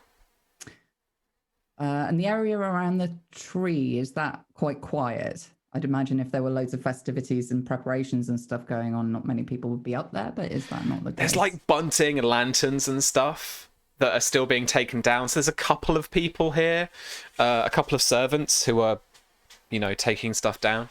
But it is quite quiet. And to be honest, like, Millie, you're the lady here. You can make it quiet if you want to. You can just get everyone to fuck off. But I don't want them to know I'm here. Just tell the guards. Get everyone to leave. I'll tell the ones on the dock to make it happen. That they need help with something on the dock. Make some excuse. Get them out of there, please. Very good, my lady. Yep. And the courtyard is vacated for you. And you, Merrin, do make sure that nobody else joins us. Very good, my lady. Yep. And I'll make my way, still with the hood up, towards the tree. And look around, like double checking everywhere to make sure if anybody's looking out of windows. Is it like, what time of day is it? It's daytime, I would say. You're probably hungry for a lunch. You haven't quite had it yet. Yeah. Okay, I don't want to do what I was going to do right now because this is too visible. Okay. Yeah, I mean, you'll have windows and stuff that look out into the courtyard. Yeah, for sure. we need night. This is a nighttime activity. Okay, I'm going to head straight into the main body of the building because why the hell not? Oh. You can, as I'm doing it, you can kind of see me like running my hand over stonework, and I'll be pointing out just like that's where so and so scratched their initials in, and they were made to stand in the pond for half a day. And so he'll be kind of like, he'll be lagging behind a little because he's essentially just looking around. He's like turning around, just looking and taking it all in and taking his time to just absorb, the beauty and everything about it. And more than once, his arm has twitched to try and grab for an apple, but he's been a little good. Oh, I definitely, if I spotted that. He's not hiding it. he is looking at those apples and he is quite hungry. Help yourself. And she'll grab one as well and bite into it and just relish that taste of home. And so we'll grab one of the apples and take a bite and then follow Faye in. Yeah, and they are beautifully sweet apples. Have an excellent crunch to them as well. Oh.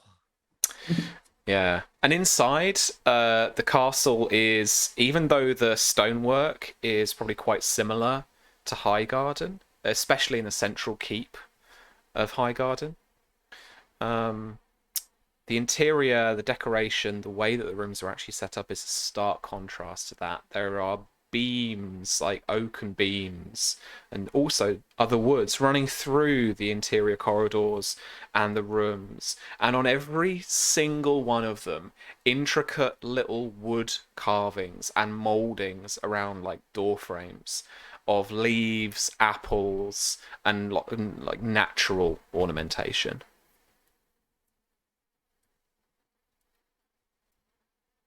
Enzo's just going to enjoy it. He's going to see all the, he's going to kind of run his fingers across all of the things just to have a look. And she'll be pointing out like little details in some of the carvings. Like, look, there's a little mouse hiding between the leaves on that stairway. And oh, look, there's a secret little gap behind that. Like if you move the panel, it pops off and you can hide notes in there. Because she's told Enzo like stories of the puzzles and things that her father used to set for her to train her mind, and she's loving just being able to show him because it's always seemed so magical to her. So where's the first port of call for you? Where is the magistrate set up in this building? So the magistrate would have an office for sure, just probably a small one just off from your main office. And that in place of a maester would be more adorned with different documents on law and various statutes of the realm and all that kind of stuff. Because it is more of a keeper of the peace rather than a steward in the administrative sense. And as you look around, you can hear from the main hall that court itself is actually in session. And you would expect your magistrate to be taking those proceedings and taking any petitions that the small folk have from the area. Including your own like vassal houses underneath you, what's the Checky Lion guy from the stories?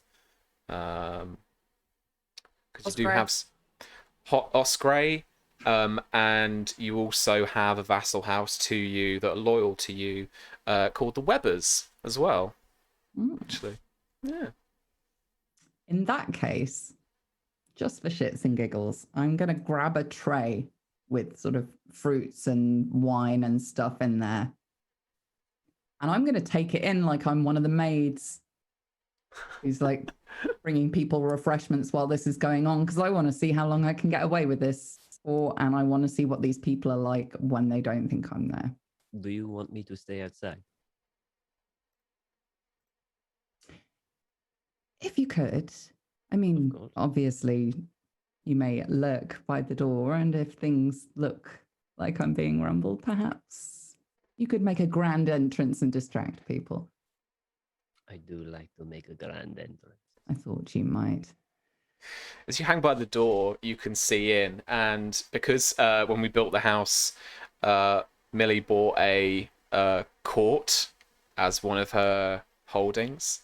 So it's actually a good size, and it's a newer construction. You can tell by the stonework and the beams that it's a newer part of the castle, that they've had its own kind of dedicated court room, like main hall, that is very nicely, very well decorated, more so than you would expect from a regional castle a regional holdfast like this. There's even still some lanterns and bunting from the autumnal festival that, again, haven't quite been taken down yet. They've not got around to that bit. But there are inside a group not only of some courtiers from the other houses, those vassal houses I mentioned, a couple of merchants too, even some singers, some harpers or a couple of mummers. And then there are, you can tell immediately from the smell, a bunch of small folk with one of them's got a goat with a leg missing. Someone else has got their there's two mothers with two sons in tow, trying to, obviously raise some kind of petition against each other. So there's a whole mix of people here. So you've got this mini Highgarden almost, with people here for a reason, rather than this just being the main hall of a keep of any other holdfast. This is a place of local government as well.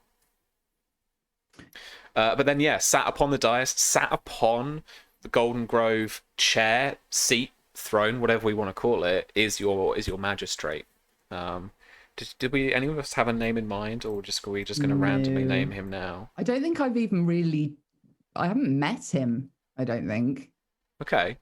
Or if I have, it's been fleeting visits because I've been at Highgarden or off doing Ellis? some politics. Ellis? How do we feel about Ellis? Mm, I could roll this at any number of times. Benadar. That kind of sounds funny to me. Benadar, the magistrate. Sounds like a warlock. So he is now. Benadar. He sounds like something you take for allergies. Oh, you got some Benadar for that. Knock those allergies on the head. Benadar. I like Benadar. I'm keeping it. Yeah, it'll do. All right, and your magistrate Benadar is sat upon the Golden Grove chair. What do you think the Golden Grove chair would be like? It'd be carved wood for sure. Yeah. Almost like vines are coming up from the ground and creating this thing. So there's a lot of negative space in it. It's quite elegant. Nice. Yeah. Oh, cool. And there's obviously a couple of apples in there. Apples somewhere. at the top. Yeah. Apples for the feet, probably. Yeah, it's all very nature's bounty. Yeah. Nice. I like that. Okay.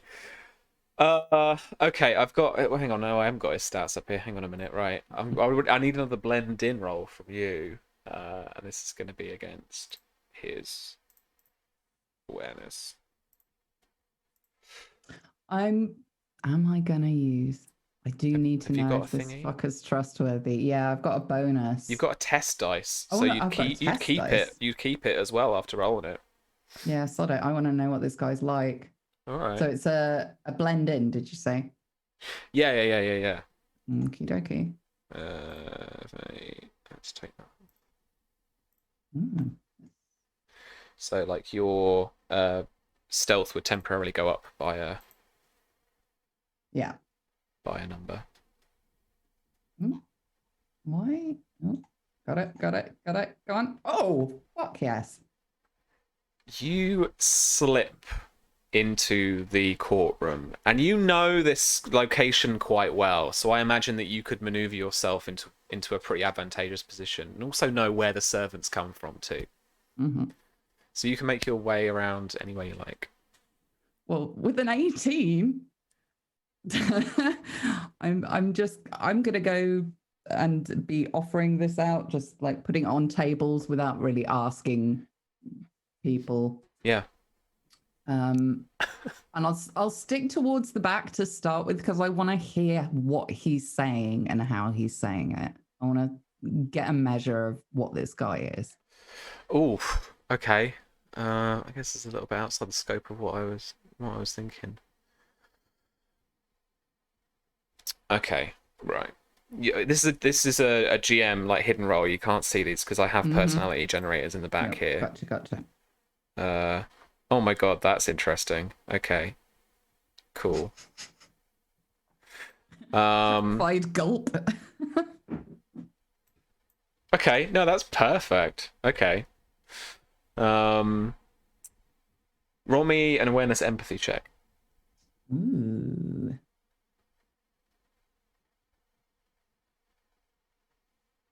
And chat, if you're watching, you haven't seen all of it, you've just seen a bottom bit of it. There's like 4 more things. I might have to reopen this. My sheet's doing something weird. That's okay. So the characters good. PCs can have them too, but I use them to build some of my NPCs, and it's one of my favorite little things about the game actually. That instead of like an alignment or anything, you've got these goals, motivations, virtues, and vices. So if I'm stuck, I will roll all of them randomly on this because I've built them into a little generator here on Roll20, which was still sponsored by maybe ? Roll20 Spotlight. Go roll on the 20s. Go roll 20. And so yeah, I rolled a bunch. Okay, you've beat his passive deception.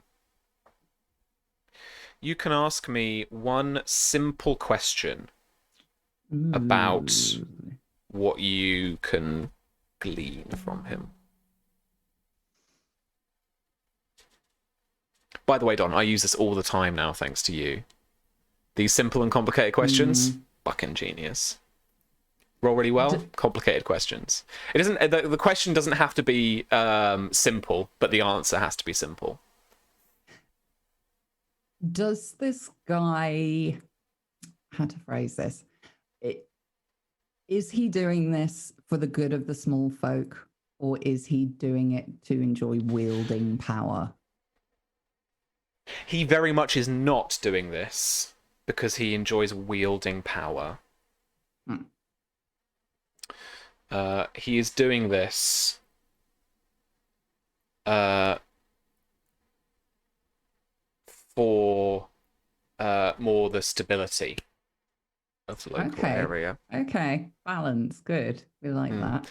The judgments that you watch him do don't show Benedar to be this, he's very actually, what you get from him too, just from what you see and what you read based on the empathy check, is that he is not enjoying sitting in this seat. And that he has an inner strength and a composure that he has to use to make these judgments and sit in this seat. I'm basically trying to say a word without saying the word. But in the judgments that he makes, you can see that what he's trying to do is, as much as possible, maintain the peace and maintain people's stability in their lives. Okay, good. So he's not, judging anyone harshly. He is not, and particularly of the 2 women that are basically petitioning against each other's sons and want something really awful to happen to the other one. He doesn't side with anyone in particular about that, for example. He is very much just like, no, we're going to sort this out. We're going to try and do this on an even keel. Let's not resolve to cut off any hands just yet, right? Like all that kind of stuff. So I'll silently make a note of these women's faces just in case, because I want to know what my people are like. Like this is my world. Yeah, absolutely. And I need to know if people are likely to start demanding that each other's hands are cut off. That's just weird. Stop it. Yeah. But Benedar is making sound, reasonable judgments very carefully. And yeah, like I said, somehow not enjoying sitting on the dais. That is very interesting. Okay. I have to note this down now before I forget it. So I'll look across at Enzo and give him a little wink and a sort of shoulder motion. Say, like, come on in, let's see what happens. Okay, I walk in. Okay. What do you want to happen?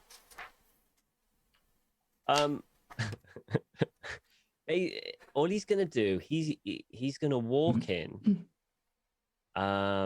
and he's gonna start like looking around, and he's gonna kind of like awkwardly find a seat, and it's gonna be one of those times where he has, excuse me, as he's like edging down the thing to get a Awkward seat. cinema. And With- then one person sees him, and another one nudges another person and looks at him, and he's like, "Excuse me." Do you give them the ass or the crotch? The ass. And then he's gonna kind of like just sit down and just watch Cord, and that's it. And Okay. gonna see like if like all the murmurs just like start slowly echoing through the chamber. Just as Is that what you want to happen? Do you Yeah. want people to notice you and to court just go into like yeah. Okay. Yeah. Make me a status reputation check. Do you get any bonuses for that, for being I famous? haven't. No, I think it's not just like the much charm bonus. and stuff, right? Yeah, it's just the charm. Yeah. This may suck actually. Oh, there you go, 12. That's not too bad with 1 6. That's good enough, I'd say. Yeah, so slowly but surely, murmurs and whispers start making their way around court. And before long, the magistrate is distracted by all of this. And kind of motions over a courtier, and you can see him whisper, and you can see him, mouth, what's going on. Like, what? This is a bit troubling. What's going on? And the courtier points over to you, and you see the courtier speak a few words to Benadar. And Benadar rather nervously gets up, but says before the next... spends a couple more distracted petitions trying to work with people to solve their problems. And then once all of those petitioners are gone, he gets up and rather nervously welcomes you to the court of Golden Grove. Actually, like, named, basically. Oh, thank you, good sir. I wasn't expecting such a warm welcome. I am just here to experience Golden Grove and all its many pleasures. Of course, good sir. And to what pleasure do we owe this such loyal servant of the crown to come to Golden Grove? Oh, I'm here to meet a friend of mine. Very good. Well, we will get a chamber set up for you, of course. Please, treat Golden Grove as you would any other home within Westeros, the Red Keep or High Garden, or any others. That is very kind of you. Thank you so much. What is your name, sir? And he starts to kind of get down from the dais at this point and starts to approach and actually starts speaking a little bit lower as he comes to you rather than being all around and kind of looked at like this. But he says, "My name is Magistrate Benadar, sir." Benadar. Well, it is an absolute pleasure to meet you, Magistrate Benadar. I am Enzo, and I'll extend my hand for him to shake. And he shakes it and he says, "Oh, of course. Oh, it's incredible to meet you, sir." And it is incredible to see such a magnificent court. One to rival Highgarden, I feel. Golden Grove is the principal house here in the North Marches, and as such, we need to maintain a level of courtly life so that petitioners and vassals can enjoy the court and bring any business here that they need to her ladyship. Ah, On that word, because I know this guy's attention is completely on Enzo, I'll just hand Enzo an apple and continue walking behind him. Thank you. So, about her ladyship. Tell me, what is she like? Very fair, valiant, honestly. Quite brave, I think, to be at court in Highgarden so much. Very diligent, I would say. Yes. Hmm. You don't miss her at all if she's in Highgarden all this time? Very much. Like any house, any holdfast would miss its lords and ladies. So she is good to work for, yes? Oh, without a doubt, without a doubt. That is very good to hear.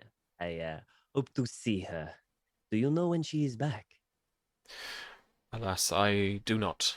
I believe that there is a lot of business at Highgarden that she needs to attend to. Indeed, I have heard a lot of whispers about Highgarden and the troubles around there. Very, very demanding court. I enjoy it here. I'm not sure I would enjoy so much my work if it were there. You do not like the busyness? You are happy for just to stay put? Have you always been in Golden Grove? I am a Westerlands man, actually, but travelled south for family. Oh, well, lucky you and your family. It's a beautiful place to move to. Of course. Now, please, if you would excuse me, yeah, courtly session is done Of course, sorry for this afternoon. interrupting So, such things. yes, someone will come round. A servant will come round for your chambers. Thank you so much. Very good. While this is going on, I will sort of sneak off to the side to the area that the servants are in, and whisper to one of the maids. Somebody name me a brother. I've been very negligent and haven't named my family. Oof. Tell you what, let's go to the wiki because then we can look at some historical members. Ooh, Call, yeah. Yeah. Rowan. not Frank. Frink with a Y. Frank. Frink. I was typing Frank then. That's not good, is it? Rowan Golden Tree. House Rowan. Historical members: Mathis, Rickard, Thaddeus. I'm having Thaddeus here. Yeah, for sure. Okay, Thaddeus. that will do. Robert. Niles. Wendell. No. Then it's round to the net. No, Sam. Then it's round to the Not generator. Wendell. Nothing wrong with Wendell. Yes, there is. There are a lot of things wrong with Wendell. Well, it's down to the random NPC. Yeah. Oh no, hang on. Let's No, it's let's not. go It's with the- Thaddeus. Hyle. Thaddeus. Okay. Hyle. I enjoy Hyle. Okay. So I'll whisper to the maid. I've been instructed to make up Master Thaddeus's old room for the famous one. The famous. All right. I would like you to roll me a deception check. Fuck. This is gonna go very badly. What are the two of you doing? This is some kind of Having ridiculous. fun, Oh, right, Sam. I sure. know it's a foreign No, concept. Great, but I'm trying to put people through it here, and you're just like, Yeah, nah, sorry. fuck it. We're gonna muck about. It's all right. Boom. Deception act. No. Oh. Sure. Still no good. Still no good. Yeah, I'm rubbish. It's a young maid. Mm-hmm. Probably about 14, 15. She's clearing up some plates. She looks at you and she just goes and drops all these plates, and there's a crash as everyone looks round. Now you've been made, Okay. mate. Shit. Benadar walks back in, and he tries to be authoritative, but it comes out as a bit, what is going on? And then he looks over, and again, you get that thing you got from the guard, which was like, my lady. And he bows very deeply.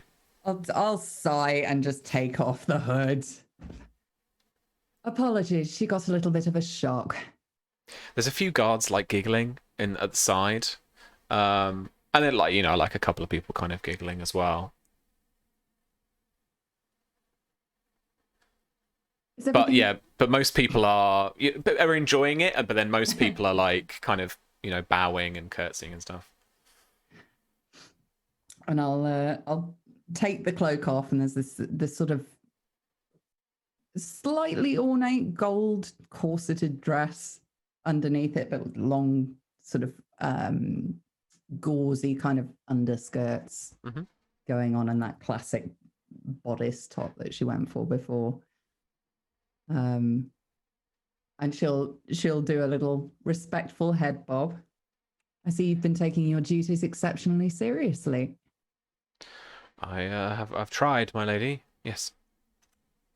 Well, you seem to be doing a splendid job, especially when our unannounced guests are offered such hospitality. And I'll turn to the maid and just go, obviously, I do hope you understand, but I won't be able to make the room up myself. And she just gives you a slow nod, and then she runs off with these plates like tucked up against her chest, just running off. Just giggling.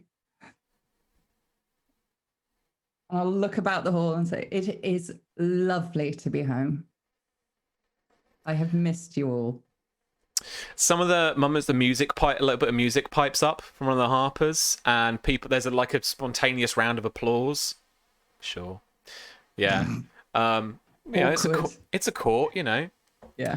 And then there's a call for there is a call for a feast of whatever they can get their hands on after the autumn festival, and so that they can celebrate your returning home.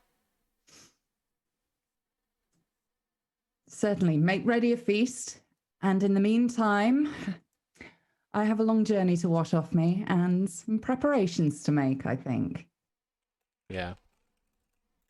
But this evening, we will all celebrate. We're losing a bit of time now. I want to skip. I want to make sure we get in your scene at the apple tree that you wanted to do. But you wanted it to be evening, right? Yes, for sure. And even if it meant staying up to very, very late in the morning. Well, this can be, everyone's a bit half cut. Everyone's kind of starting to leave the feast that you've had. Guests have now walked away, and you get to that point quite very late in the evening where maybe you're saying goodbye to the last couple of guests. It is very late. But yeah, you can have whoever you need around you and frame it however you like. I think I'd have made sure that everybody was gone. No guards, making sure that nobody was watching. That it was just like, after a party when everybody finally fucks off, it's that feeling of like, oh, thank God, we're gonna put our pajamas on and go to sleep. My God. And we'll just be having a last cup of cider, strolling back underneath this old apple tree. And as you look at it, you can see that there are actually more than one type of apple growing on it. But there are all these lanterns and things hanging off the branches, and it's all still done up like a festival. It's that quick celebration. And I definitely make sure Enzo is there as well, because I want to show him this. You see how there's red apples there and golden apples over there, and that one it might look the same kind of red, but it isn't quite. The flavor is completely different. Try. Okay. And he'll go over and grab an apple and then another apple, and he'll take a bite out of one. Very good. I think I prefer this one. And Ah. by that point, they both taste of cider. Yeah. They both just taste of cider. You've just happened to have lucked out. See, those ones are the original apples that founded the house. This is the original tree, the Rowan golden tree. It's just, it's like a form of magic, if you want to put it that way. But agriculture, it's you can splice more than one plant onto a root, so you find the healthy rootstock, and it's infinitely divisible. It's very clever. Are you sure you're not really a farmer? I look at him like he's an idiot. Like, where the fuck do you think this money comes from? But she's a bit tipsy by this point and just giggles at him. There are a lot of secrets around here. Things that you don't even know about if you understood the place, grew up around it, or nooks and crannies. Probably a lot I don't even know about. Some of them, though. When I turned 10, on my name day, my father made this almost a treasure hunt, I suppose, with the riddles and things, leading me all about the place. But it all ended here. And I thought he was making some great gesture about how inheritance works or something. I was secretly rather disappointed, as I'd imagine you were at the age of 10. Maybe not. But eventually he put me out of my misery. I was desperate to figure it out myself, and I just couldn't. And it turns out, and I'm kind of running my hands over the bark of this tree, trying to find the place in it that I'm looking for. And there's like a little knot hole right next to one of the stump of a branch that's been cut off. And I kind of poke my finger into it, and there's this kind of click, and the branch just pops out, and there's a hollow inside. There. Oh God, haven't opened that for a while. Well, it's exceedingly well hidden. I did not think. Well, that is the point. Yes, yes, of course. Originally, it was a lovely dress and this. Now, I think it needs to be home for something a little more important. Ah. And I'll unwind the bag handle strap from my wrist and take out the wineskin and pop it in. I'm gonna check that no one, and I mean absolutely no one, is watching. Okay. If that's all right. Yeah. You could have done that a while back, but no, that's fine. Make me an awareness notice check. Right. Make me an awareness notice check. 20.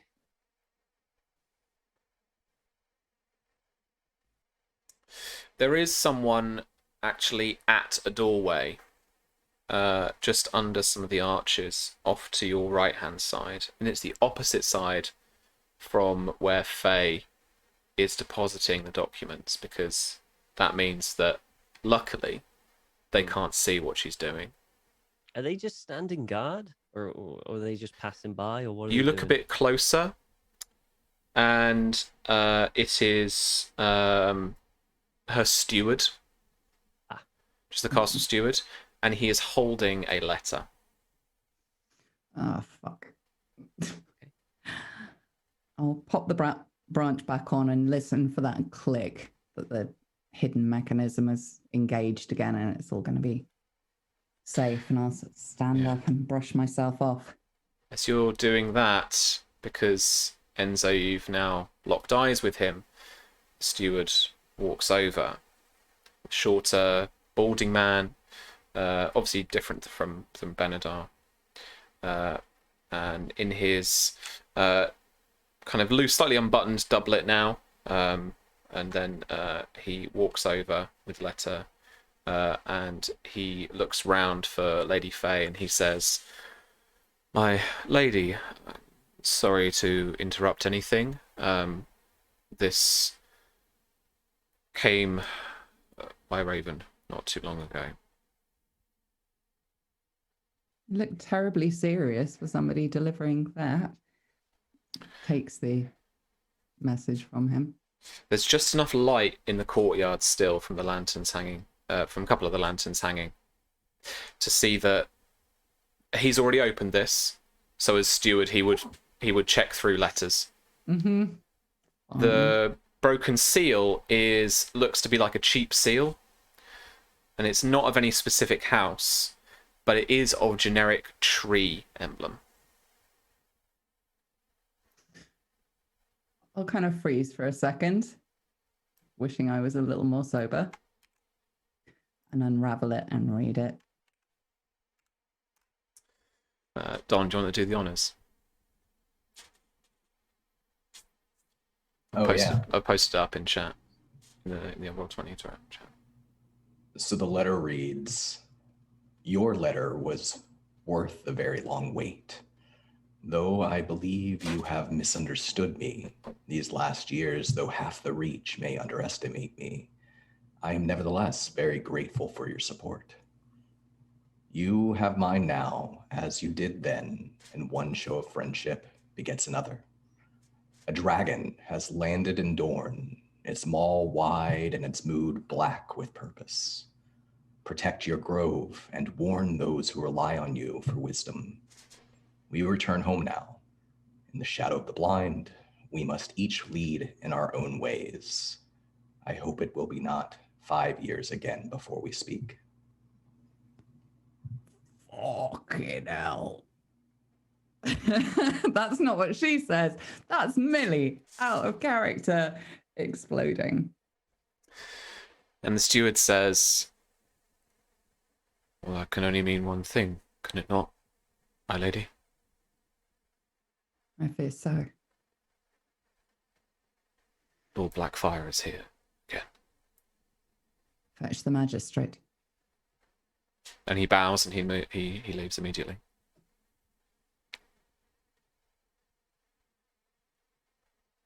I'll hand the letter to Enzo and look up at this tree like suddenly it means more than it did a minute ago. It's looming. It's a pressure of responsibility. And I'll pour the cider on the roots and grab for his hand.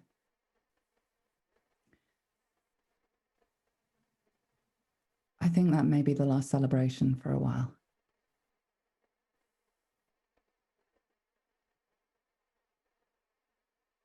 I think it's time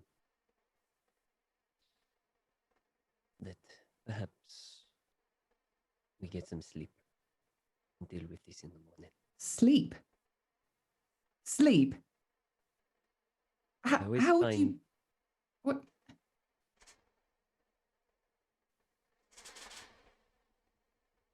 No. No, there is no... There isn't time for that.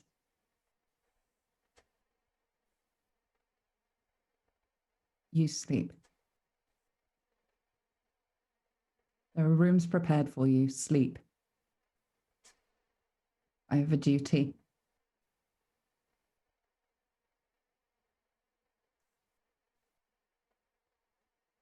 Hey, the grove will still be here in the morning. And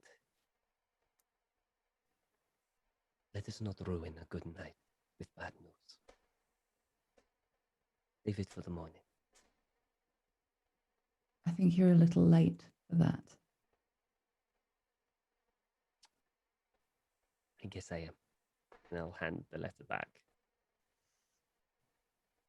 I'll take it and just kind of roll it up. But you know, when you're rolling a piece of paper so tightly that it's just a solid object. Rest well. You try to. You know where to find me if you need me. It,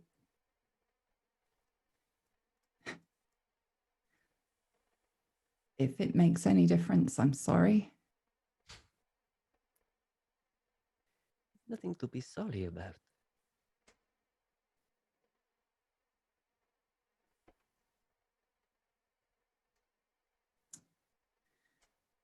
Perhaps not. Yeah. But it doesn't see you stop me forever. feeling it.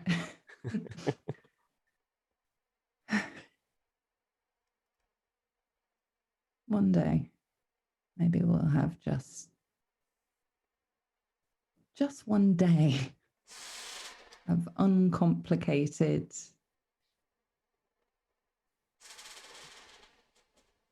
I don't know. Well, something to strive for.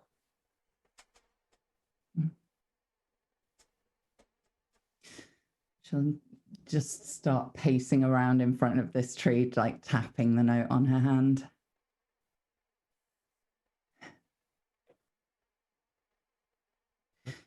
What do you intend to do now? Consult with those who can help prepare us for what's to come. Place the people who rely on me in a position where they can survive.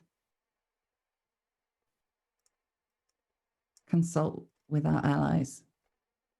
I don't know. I've never done this before.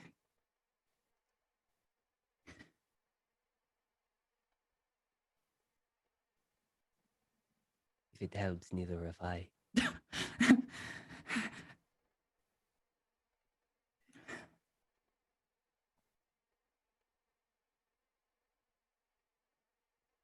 Tell me it'll all be all right. Tell me I'm not going to get the place burned down or kill them all. Just lie to me just for a moment. And Enzo will step in front of her and take her by the hand and smile. And he'll say, "It's going to be all right." And he'll kiss her on the forehead and give her hands a little squeeze. And then let them go. Mara.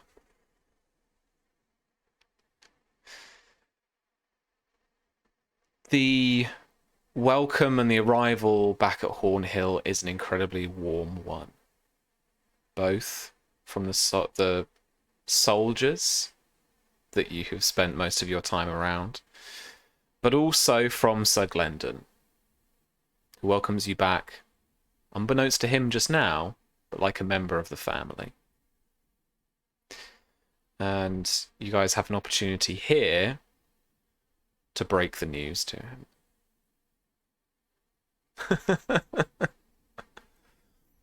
Should have just sent a letter.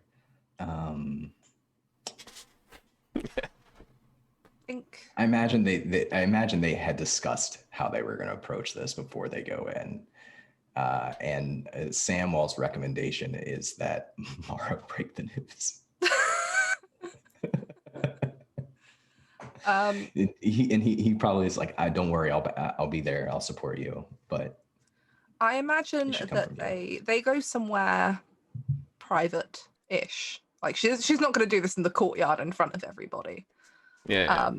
There's probably still people around. It's not like a private chamber, but somewhere inside that's a bit more befitting giving somebody news. Well, you know, you can frame this how you want to get a bit of an environmental effect too. This could be like a quiet family dinner. This could be, just a private affair of some kind, tea or something. I don't know. I want it to be one of those things where it would be maybe in in a hall where they could talk, but where there are some people around, some of those soldiers. Yeah, And sure. stuff like that, but just somewhere that would be befitting it. A nice hall, somewhere they could sit down and have wine and talk. Because It's she like doesn't after mind if the dinner. men overhear. If anything, it's kind of a bonus. What bonus would you want to get from those soldiers in terms of the actual intrigue mechanics? I think, is Samuel with Mara, or is Yeah. this? Yeah. Okay. Yeah, Can be. Yeah. I think it would be if they were to overhear the news that Mara is not so much that she's no longer married, but that she is going to marry Samuel. That kind of being overheard and being public would be something they would want, because she's been spending a lot of time trying to make them like her. Okay. Basically. Okay. You can have a bonus dice to use on one roll of your choice during this intrigue. Okay. And that's when they essentially not speak up, but their presence is felt in terms of their enjoyment of the news and overhearing that, like you said. Yeah, But that's cool. Mara will want to have a quiet word with Glendon when Samuel isn't around. Yeah, for sure. But I think that as they're sitting down and having wine, she says, "Do you remember the last time that we spoke? You said I would have to sort out my marriage to Lord Alistair." And I think she takes an envelope that she has done and she has sealed with a mark that doesn't bear a mark of any house. It's just the kind of vine design that her and Samuel kind of share. And she slides it across the table to him and just places it there and kind of just looks at it and gestures for him to read it. And inside is a copy of that paperwork that basically says her marriage has been annulled. It no longer exists to Alistair. I thought that you'd gone to Old Town for such a matter, so it pleases me that you're at least going about this the right way. There was a thing that I would like to ask, and I hope that Samuel would be okay with it too, but my own father never made it to my first wedding. He died on the way there, and Sir Oliver is no longer here with us. I have nobody to walk me down the aisle at my own wedding, and you were one of my father's closest friends. And I wondered if perhaps you would do me the honor of walking me down the aisle and giving me away. He turns to Samuel for a second, but then looks back at you. Yeah, this is a bit of a play, right? This is yeah, to kind of get him on side to doing that rather. Yeah, okay, cool. I like that. She also does genuinely like Glendon Tarley. He's always been very nice to her. So Let it be. I can't believe Susan's not here. Let it be known, this is the first and maybe the only time where, even though there is a hint of that manipulation of playing that person, I'll let you roll persuasion rather than deception. she is truthful. She does want him to walk her down the aisle. No, Sam. No, naughty. Okay. I'm not going to use the bonus dice yet, I don't think. Well, to be fair, I might actually make this a simple intrigue, which is one roll, Okay. essentially. It's a quick intrigue. Will I be able to hold... Is the bonus dice for this intrigue? Would I be able to use it in the other one I have planned? Did you want Glendon to be purely on his own? Or just not have for the other Samuel bit. there? For the other Yeah, bit, well then 'cause you're not going to get the bonus dice, because the bonus Okay. dice reflects the other The people soldiers. who are here, the soldiers. Yeah, I might as well use it then if it's one roll. We'll see what happens. do it. We get an extra bonus die because of our quality marriage Oh, vows. you burned your destiny point for the marriage vow, doodads, yeah. didn't you? We did. Or spent it, or whatever it was. Yeah, so you do get a bonus dice for that too. So it's 2 for that. Okay. persuasion, convince. That is a 19 plus. Of course. It's plus everything else. Oh, she gets one more bonus dice for persuasion tests. So 20 plus. I can't remember how to roll in this. Is it roll? /roll. Yeah, I know how to do this. Where is 4, 5. So Charlie? 24 in total. I mean, yeah, that's going to be his intrigue defense, sure. Yeah. There is 1 6 in there, if that's at all useful. No, not for the simple intrigue. Okay. Yeah, he is taken aback, and he stands as people want to do when sometimes they hear this kind of news, or there's just that he's got to do something physically. So he stands, and then other people stand too as well. And I imagine that in that social circumstance, you guys do as well. And Samuel stands up and he reaches out and puts a hand on his father's arm and gives it a strong but kind squeeze and says, "This is good news, Father." And you don't quite read his expression to begin with. But as he says this, a smile begins to crease across his face and through his beard. And he says, "My lady, it's an absolute honor. I have no daughters of my own to give away, so this is a wonderful thing." As she stood, she's nervous asking him this, and she's wringing her hands, and as soon as he starts to smile, she stops. And I think for the very first time, she kind of walks over to him and gives him a hug in the way that she would hug her father. "Thank you. There is one other thing and she looks at Samuel. It's something I would like to ask you in private, my lord." Of course. And he kind of nods to Samuel to say, we're going to be over here for a bit. Yes, of course. And Father, I too would speak with you, but take all the time you need. And he goes over to Mara and grabs her hands,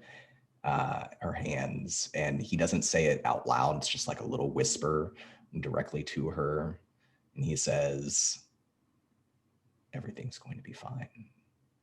And she gives him a really big smile and a nod and a look that says that she believes him. He squeezes the hands and then steps off, probably grabs a drink and tries to lure some of the soldiers away to give them more privacy. I like to think that some of the soldiers, upon hearing this, have probably gone to Samuel to give him wine. Congratulations. Right? Yeah. They can go have a little party in the other room. They do. Almost bachelor style, take you to go get some beers. Yeah. I like to imagine that it breaks out while this conversation with Mara and Glendon is happening, you can probably hear the bodies thumping around as the men are wrestling in the other room. Samuel would try to get them to wrestle.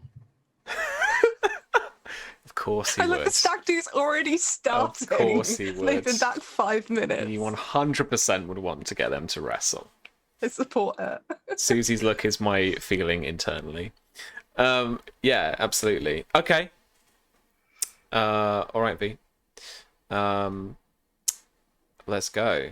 So you head off to an antechamber, probably. Yeah. There's some wine on the table, and so a cup is poured by Glendon for the both of you. And he sits. You can sit if you'd like. I think she stands and she holds this cup of wine, and it's the same thing that she does whenever she's nervous, that she has the cup as something to play her hands with, something to sip from, as you do in job interviews where you have a glass of water so it gives you time to think before you say things.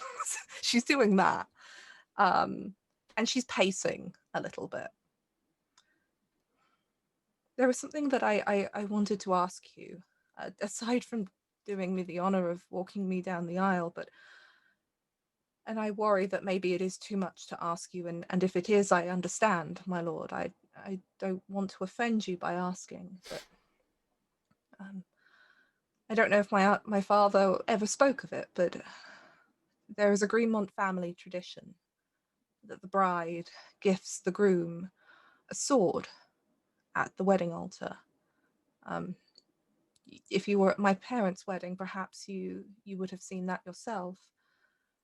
But I'm no longer in possession of my father's sword. It currently sits in possession of Baelor Targaryen for a whole host of reasons that I'd rather not have to go over. But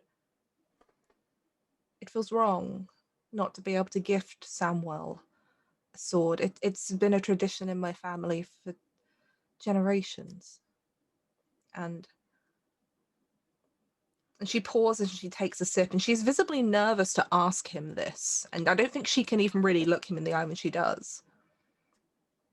I perhaps wondered if maybe you would do me another honor upon all the many others that you have done for me, and your son an honor, and allow me to gift him Heartsbane at our wedding.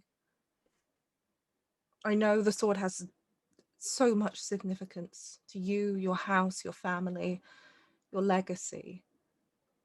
And Samwell is the future of this house. And I'm sure you have already begun to heard the whispers, but Blackfyre has landed in Dawn. And soon enough, your son, my soon-to-be husband, will be riding off to war. His face begins to drop at that news. And I'd like you to make the roll, please. What am I? Persuasion, I would say. I suppose this would be I guess you genuinely want the sword, so that's not like deception. I genuinely want This feels like to you're gift it actually- to Samwell. You're actually Partly asking this. because that's a tradition and she'd like to keep that. Because she knows what the sword means to Samwell, but also because he is going to be riding off to war and he is the future of the house, and there's a kind of passing of the torch that she feels like needs to happen in Samwell becoming a man in this respect. I don't know. This is her. Fucking, he ain't dead yet.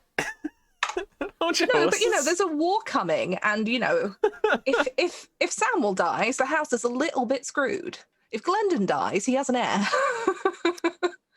It's not quite what she's going. That's not quite how she's putting it, but like real Crusader Kings logic there. She's going for the a good sword to protect your son in the wars to come. Just roll a dice. Ugh. Okay. So it'd be 21 in total with a 6 in there. That is 3 degrees of success. Yep. And the single 6 is what on the cheat sheet? You have to remind me, friends. I don't have it. Oh, here we go.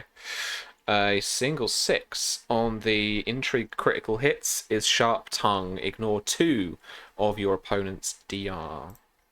So what is 3 times your will rank? 12. Oh. Oh no.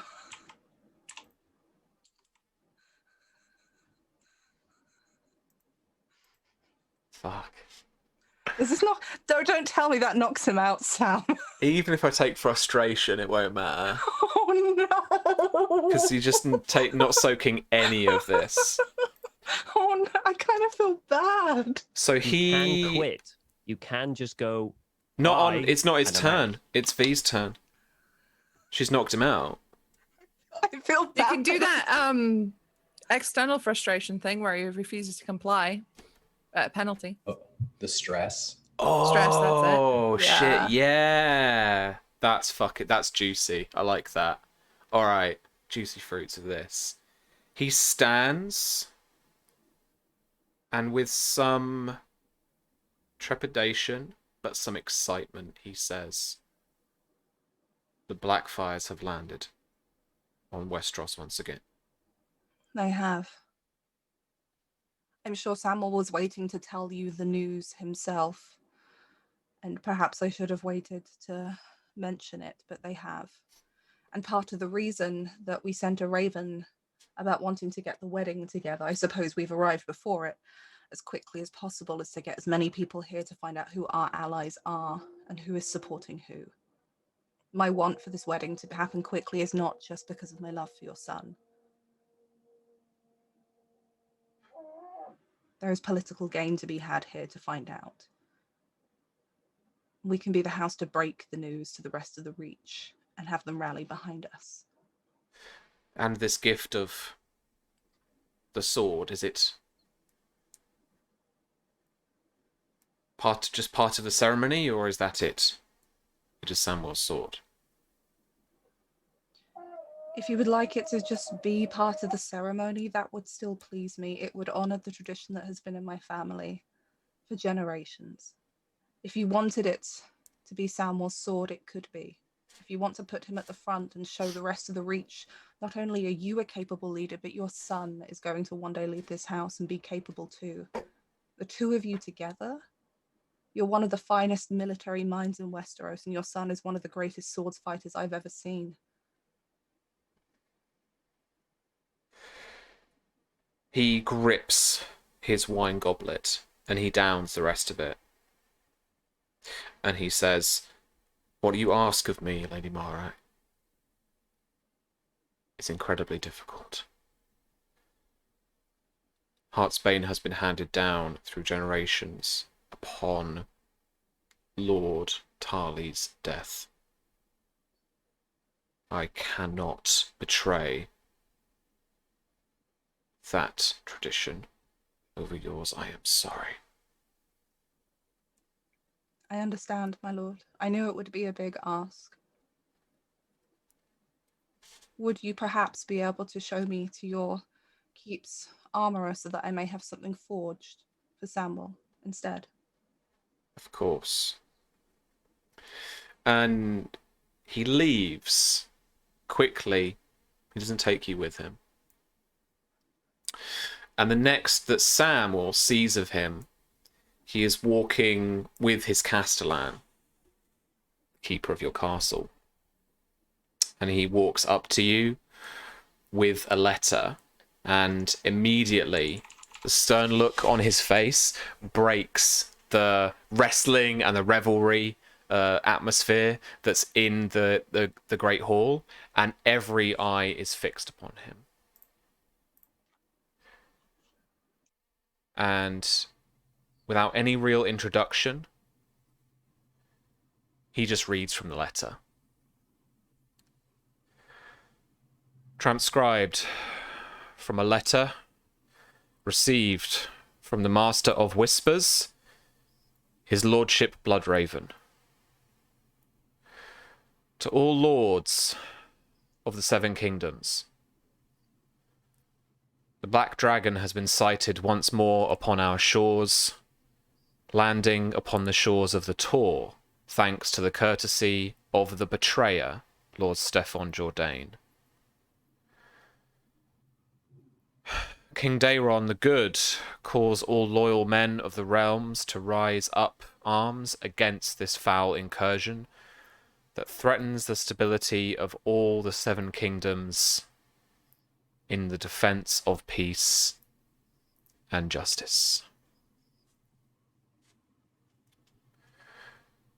Received from Highgarden not moments ago.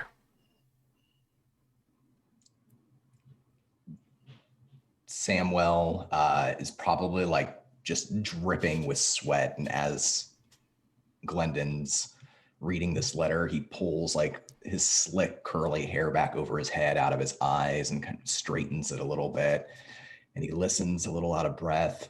Doesn't look surprised at all. He doesn't put on airs, doesn't try to be surprised, and he looks his father in the eye after the letter is read and gives him the same smile that he gave him when he said that this is good news, and says, "Oh, Father, what now?"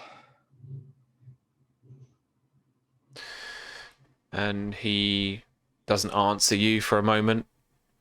And his is not a smile. It is a glare towards you. Enzo. I'm going to end a little Enzo. You are shown late into the night to your own chambers. And they are clearly someone else's of the house. And as you look through the little doorway into them, with a neat wardrobe carved in the same style as the beams along the ceilings, the servant hands you a little note, just folded up in parchment, and then gives you a bow, goes to leave. Thank you. And I'll open and read it. Millie, we have a tradition of people reading their own letters on if they're in. So if you want to do the honors for me. All right. Apologies. All the bunks were already taken. I hope that this will suffice. And inside, clearly not a bunk, is a 4-poster bed with a beautiful straw mattress, etc. All the mod cons. And this is a nobleman's room with heraldry of the house up on the walls, crafted in wood. Like I say, a wardrobe, 4-poster bed with curtains, etc. And all the kind of trappings of the house. And probably an armor stand as well, with some Westerosi half plate. And it's a little dusty, but it's clearly kept here on purpose for its memory. Kind of feel awkward, little, like, it was set like I don't want to move anything because it's been set like that for a reason. So he'll go around and have a look at the room and give the half plate a little tap, and he's going to head over to. Does it have a window, like a balcony window? And just below, just to the side of that balcony window, that little kind of John Keel balcony window, is a small side table with, lucky enough for you, a pitcher of wine on with a couple of cups. And amongst a few apples, there's some nice cheeses as well. Oh, brilliant. And a few little... Can they make crackers? I guess they can make crackers. Cheese and crackers. Some grapes, some apples. Some...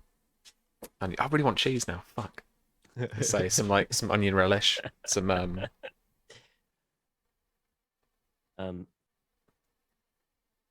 In that case, there is a little balcony, right? Yeah. So it's a little Juliet balcony, so you can't step out onto anything, but it opens up. Okay. So he'll open it up. A little fence, yeah. He'll grab a chair. He'll kind of put it near the balcony. He'll get a goblet of wine, an apple and some cheese, and he'll kind of like lean back and put his feet up against the railings. And he will kind of like say into the night, to the last night of fun. And as you take the wine, another small note is knocked off the table and drops to the floor. The hell, there's notes all over this place. Pick up a note. Now we know why it's called a Raven Calls. It's fucking letters everywhere. Bloody everywhere. I'm going to find one in my shoe in the morning, I'm sure of it. Probably. All right. And again, if you want to do the honors. Truth is a candle in the darkness, bringing warmth to the coldest of hearts.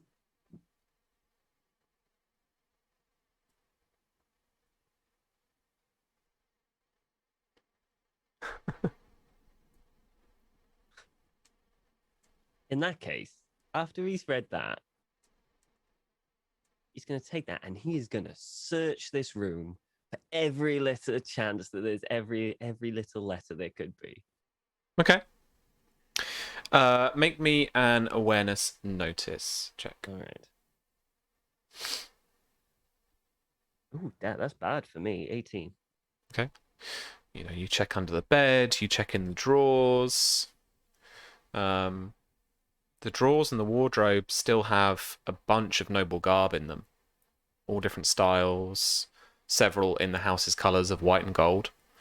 But you look around everywhere you can, and you don't find anywhere where there could be a letter, even wrapped up around some of the candelabra and the candles that are lit here as well.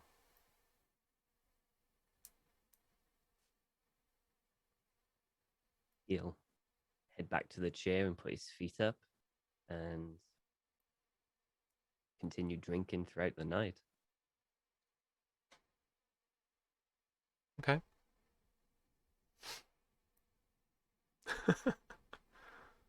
Find meaning in that. Extra meaning.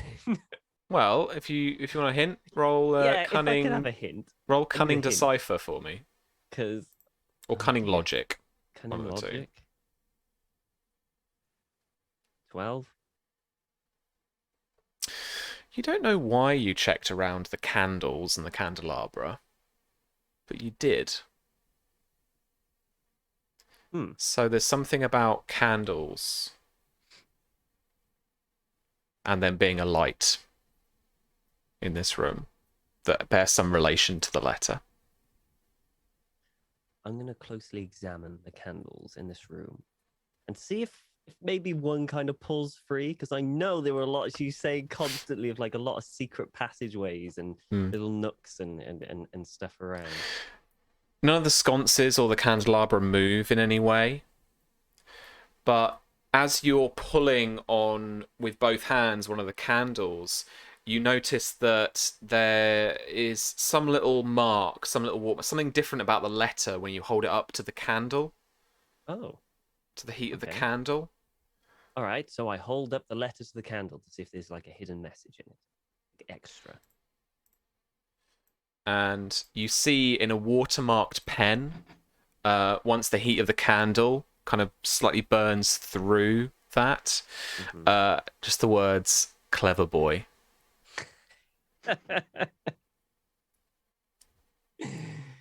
Oh. This note, it should be important to say, is in the same hand, the same pen as the note that you got at the top saying, "I hope this will suffice, F." There was only one person in the entire realm that would do that. And he will, with a massive smile on his face, and with that, actually have maybe the last truly happy night for a while. Just thinking of that. All right. That, I think, is an excellent place to wrap up our session for the day, friends. Thank you so much for joining me once again. It was an absolute hoot. We got some juicy build up to the rebellion. We're going to Ironwood now, for sure. We're going to follow that through. Glendon's going to take you down the aisle. I've got the sessions, I think, starting to figure out in my head, right? We got like the Ironwood attack. We've got the wedding. I've got another one session in me to drop some more info, drop some more little bits and bobs. Faye's here to figure out what that letter was about that she got sent in Highgarden. So we still got that to do.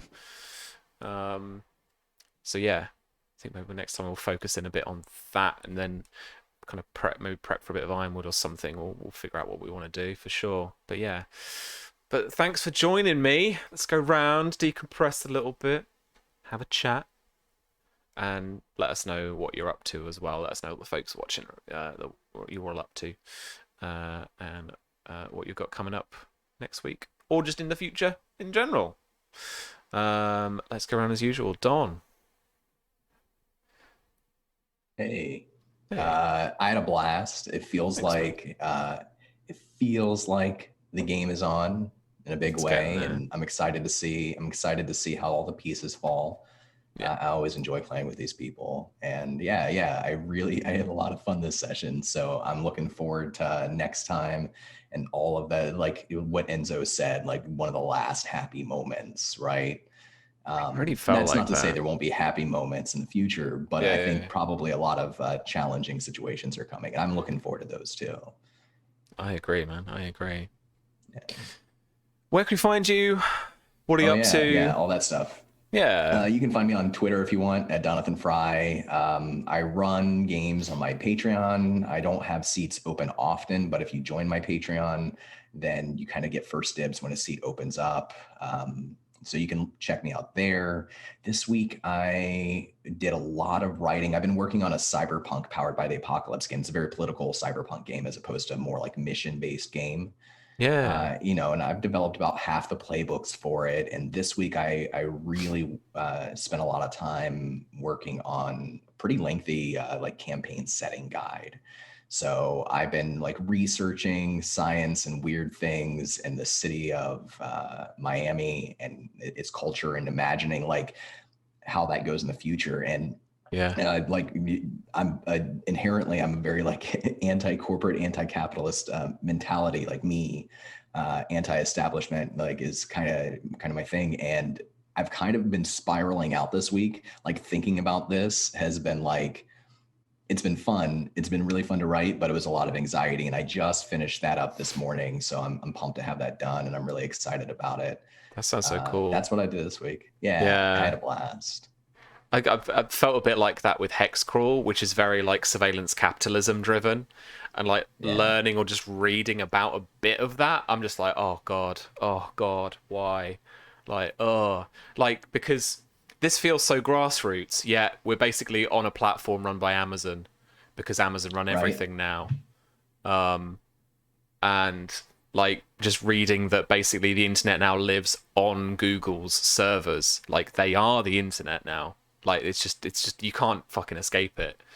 And I'm really interested too. It's so interesting that more indie cyberpunk systems or settings are popping up, like Jason and Kiana's thing. Yeah. I think maybe a little bit, don't throw it too far, but off the back of the reception of cyberpunk recently, and the video game and stuff, and maybe even the tabletop. Like it's not what it, like we don't need what cyberpunk was 30 years ago anymore. We need what we need now, and like no one, none of the larger publishers have really delivered that. So I love that it's getting more indie, because that's where it should live, really, right? Yeah, I agree. And I think like I mean, I don't get me wrong, I love Blade Runner, and I grew up reading, a lot of cyberpunk, novels when I was a kid. But like that aesthetic is, the focus on aesthetic maybe isn't the thing that is most exciting about me to the genre. Yeah. And as much as I love that sort of like neon 80s aesthetic because I grew up with it, that shouldn't be every single cyberpunk world. So for me, like what I enjoyed writing was like actual speculative fiction, like actually speculating how things might go. And for a city like Miami on the coast, and I live in Florida, so like on the east coast of Florida, like it's going to be gone in the future. Miami is going to have some severe problems as the sea levels rise, and how does that change? So that's what, anyways, I'm rambling. Yeah. That's what I did this week. It was fun. That's really cool. That's really cool. All right, thanks so much. And V, you almost had him, and then Susie had to remind me that I could just like not obey it, and he'd get some stress. That was a big ask, though, to be fair. Oh yeah, no, I knew it would be. I didn't think I was going to get it, but I think Mara had to ask. But the stress is fine too, because that's going to continue to affect him. Yeah, I better write that down, actually. At least until like when the weddings actually happen. At that point, it becomes irrelevant. But like, I kind of feel bad that Mara can knock Glendon Tarley out so quickly. But if anything, I feel like it should highlight to Glendon Tarley why letting Sam marry Mara is a good idea. Because she can be a political powerhouse when she wants to be. And Yeah. like Don just said, like the game is on.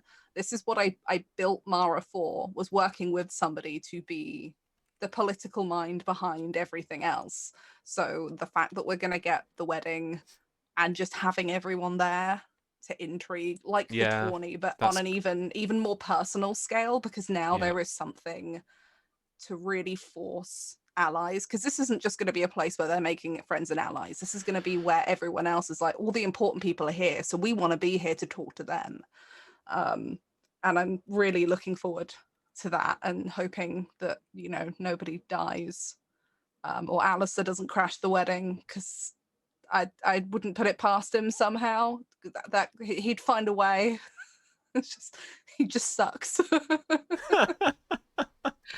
Don't give me ideas. Hey, he can crash the wedding. It's fine. Or I've already got plans for that. She'll just be really, really formal with him all of the time, in that really infuriating way. She's that awful. But no, I love doing this. I love getting to scheme with Don behind the scenes about what kinds of definitely not terrible things we're planning. Fair. Where can lovely folks find you? And they probably know where, but let us know. Yeah. You can find me on my Twitch. I stream Mondays, Tuesdays, and Fridays. Mondays at the minute is Sea of Thieves. Tuesdays I play with Susie. So if you want to hear us scream about this episode, you should come and watch us on a Tuesday play Siege, where we forget that we should be shooting things and instead scream about everything that happened. And on Fridays, I'm hopefully getting back to Pokemon Crystal, getting back to my retro stuff. But I'm also working on a bunch of things right now that I can talk about. I'm working on Cursed Captains of Cthulhu for Black Cats Gaming. I've had a lot of fun this week designing dice and doing layout stuff. And Sam, it's funny that you mentioned Archon, because I was the editor for Archon. They've just been picked up by Metal Weave Games. Yeah, So you should, it's such a cool cyberpunk setting. I am somebody who has always like seen the fringe of cyberpunk and been like, that's cool, but never dived into it. But like you were saying, that we need cyberpunk for like now, not like 30 years ago. This is what that is. It was pretty much, from how Jason described to me, written in response to a lot of outdated cyberpunk stuff. That's it, right? So it's really cool. And some of the like the corporations they have for it and some of the factions are really awesome. It's so much fun. And it's setting agnostic. So it doesn't matter what system you want to run it in. It exists for you. Yeah. I think that's everything I'm doing. Cool. Probably. All right. Lush. Thanks so much. And Tom. We just wanted to let you know, Millie just wrote all of that. I didn't even have to write you a scene this week. Millie was just like, I'm gonna do this stuff. I was like, all right, copy paste. What, did she do it like in that minute or previously in the week? Well, like today, like I was messaging people like, what do you want to do today? You know, that kind of thing. Yeah. Millie gave me a lot of. That was amazing. Things. I loved it. I love every second of that thing. He's gonna everything. He's there. Another node. Notes are coming out of the walls, man. Yeah. Welcome to Golden Grove. Yeah, I do really regret. I just had all the way had a down. poke. I didn't put the other letter over the candle, and that could have been like a hidden message, like that could win the game, and I didn't do it. So I'm deeply disturbed by Not that. yet. It'll gnaw at me. It'll gnaw at me.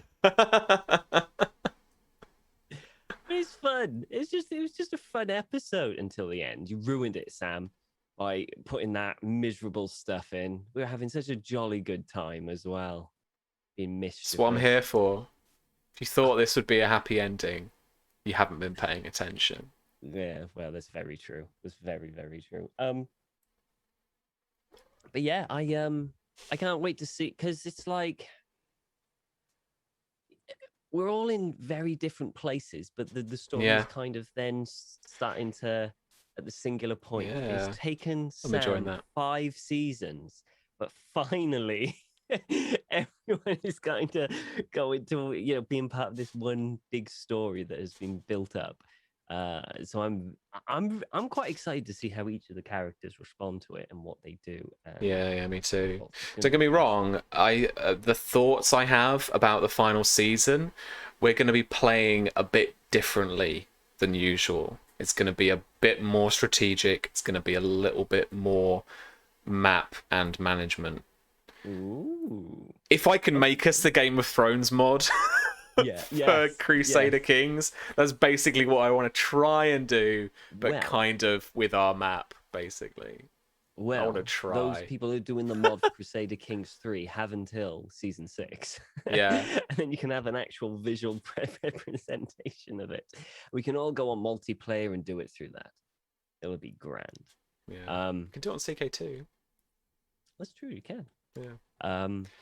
Yeah. No, yeah, there'll be a bit it more was great. management and stuff, but still, I'll try and retain a lot of the personal bits of it as well. Crusade of Thrones, yeah. Tom, are you doing anything besides blowing leaves and, well, not at the moment, but No, not really. Pretty quiet. for planting me. stuff, I mowing don't. lawns? I suppose the Oh. only thing I do is Crusader Queens on Monday. Oh yeah, That's really the only thing that I do now. I don't really do a lot, like streaming or That's true. or Yeah. online stuff. I don't have time anymore, unfortunately. And every time I come home, I'm knackered, so I That's just wanna fair. kind of vegetate. yeah. Quite nice, really nice vegetating. Highly recommend it. Thanks, mate. Yeah. I don't think anyone in this chat, apart from me, can No. actually vegetate. So I'd recommend it. Thanks. Pretty good. That's it. All right then, Millie. Tough the cat out. Talk to Hang on, us. sorry, my microphone was being attacked and now she's upside down. What? No, Oh God. I've got to do a thing. Hello, Hi. it's me, Deirdre Sal.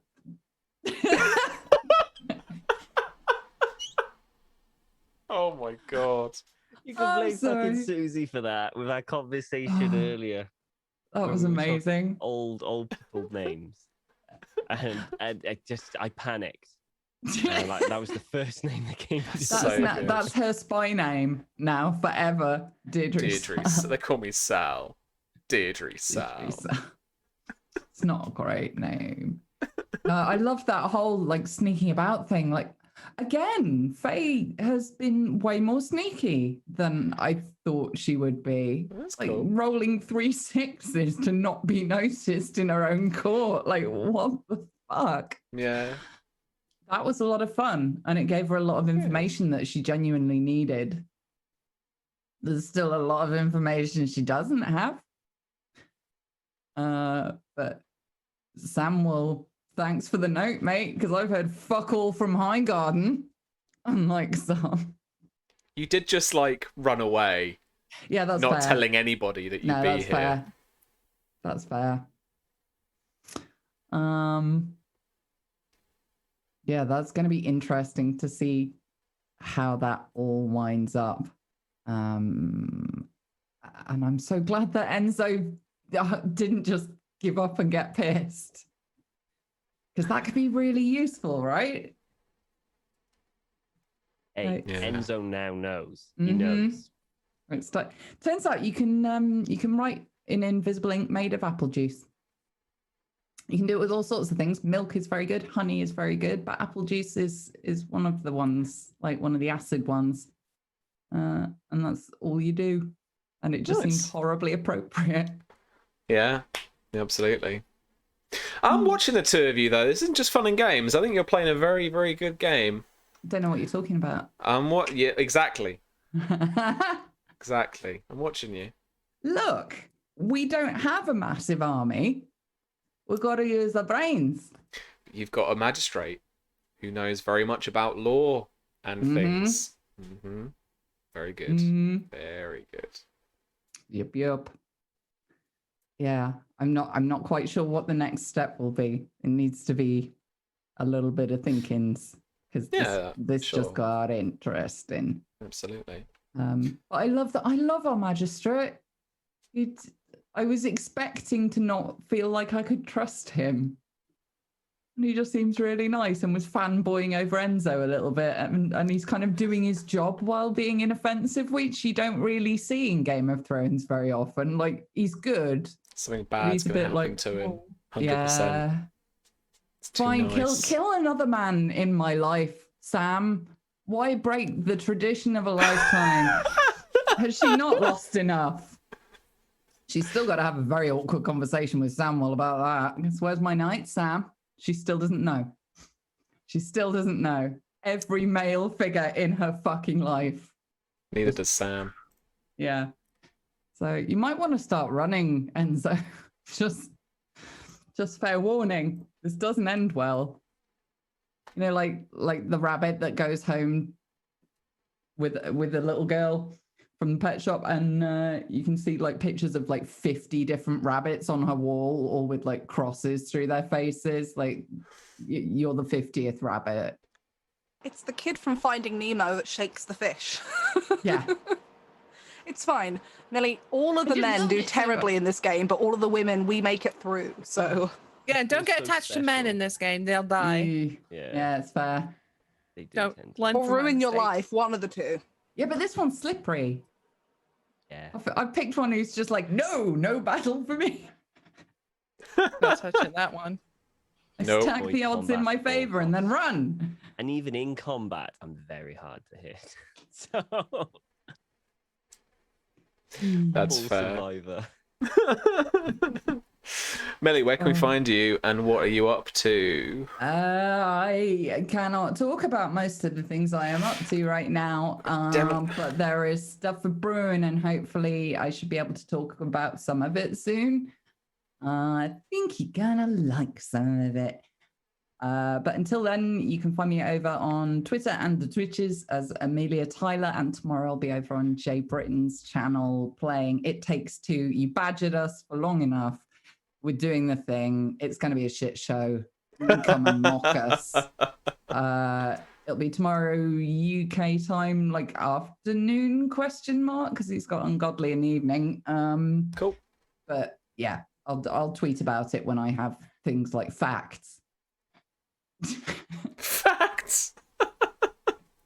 Whatever Good those shout. are. All right. Speaking of tweeting, Susie, hi.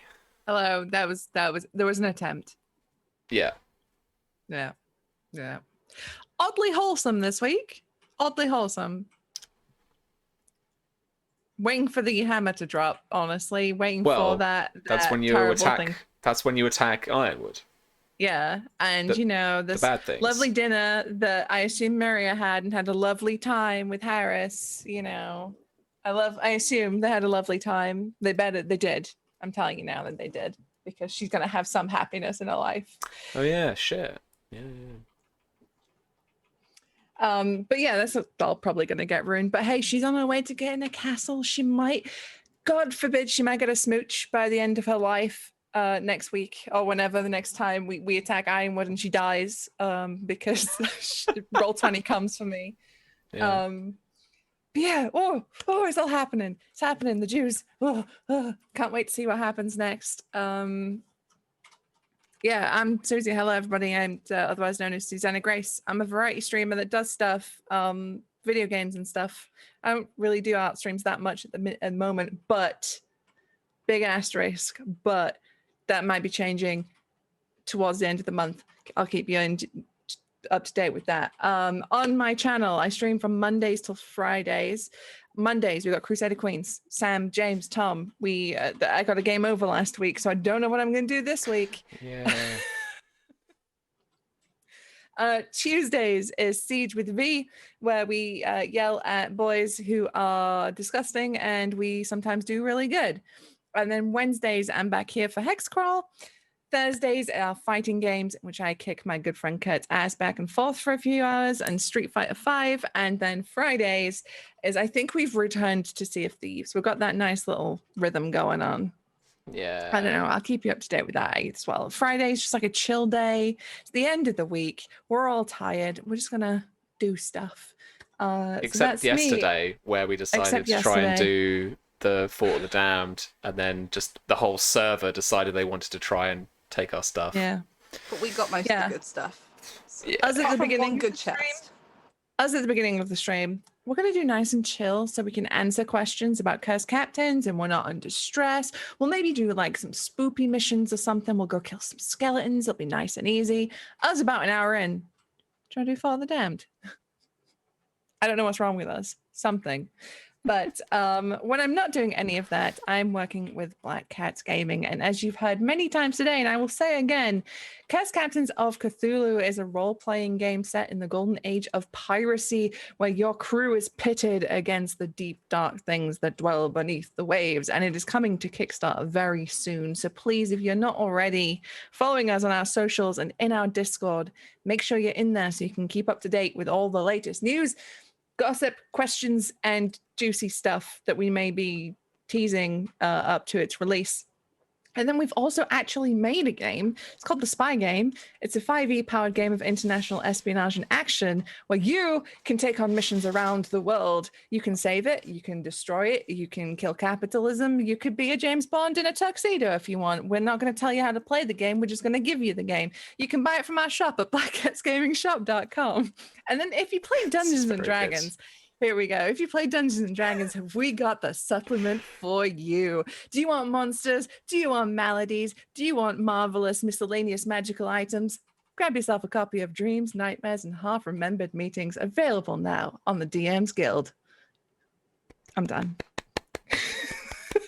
I don't need to do. Bye. I don't need to do anything now. That was very good. That was very good.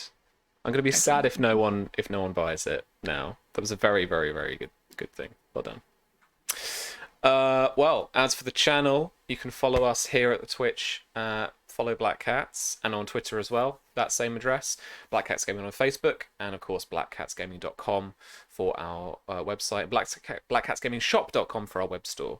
We're back live again in a couple of days' time with Crusader Queens on the Monday. I'll be getting in drag once again and being the Queen of Denmark again, not the Empress. I had that for about an hour.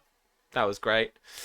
But we create now. Denmark is basically Europe, so I am within an empire that is basically taking over most of the map, which is pretty cool.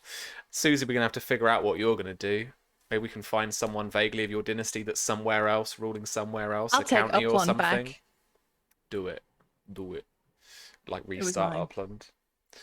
And then yeah, Wednesday we're actually playing the Spy Game. I started up a campaign, Hexcrawl campaign, which is kind of surveillance capitalism. It's kind of slant. And the team are now starting to turn against their handlers because they've learned the truth of who they were really working for. So if you like that kind of Jason Bourne vibe when you want to see the Spy Game in action, then join us on the Wednesday, 8 p.m. UK time, 3 p.m. Eastern for that game as well. We keep it to a nice tight 2 hours, so there's not too much, and you can just kind of keep up, and it's a bit more fast-paced. This week, we're blowing up a power station. It's going to be great. Susie doesn't know that yet in character, but let's go. And then again, we will not be around for After the Fire next weekend, but the weekend after, because next weekend I'm playing Dark Sun with Don, and it's going to be great. That's it. That's the end of my bit. So if you've enjoyed our stuff, please follow the channel and please join us again when we're live next. Does anyone else live? Do we have a little raid prepped? Who are we going to look for? I need to open my Twitch now and see what's going on. This is the awkward silently bit after all the cool things we've done. Jay's still live. Is he back on this BL4? Don't, because I'm gonna lose my shit. Okay. It's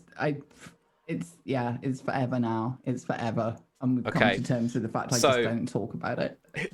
If you go over to Jay's channel off this raid, I want you to tell him to get a life. That's what I want you to tell him. From us. The raid cry now. The raid cry is get a life. Oh, this is like a callback to the beginning of the stream when we were talking about bullying. Yeah. There you go. We're gonna bully Jay. We're doing it out of concern. It's not bullying. Exactly. So yeah, hang around for another 10 more seconds, and we'll go see Jay, and we'll tell him to get a life. Love, Millie. Yeah, I'm gonna drop you in it. It's not gonna be from me. I want him to like me. He needs to play our game. That's fair, actually. That's fair. Yeah. Yeah, All right, I'll friends. take it. We're going over. We'll see you over there. Take care now. Have a good week. Bye bye.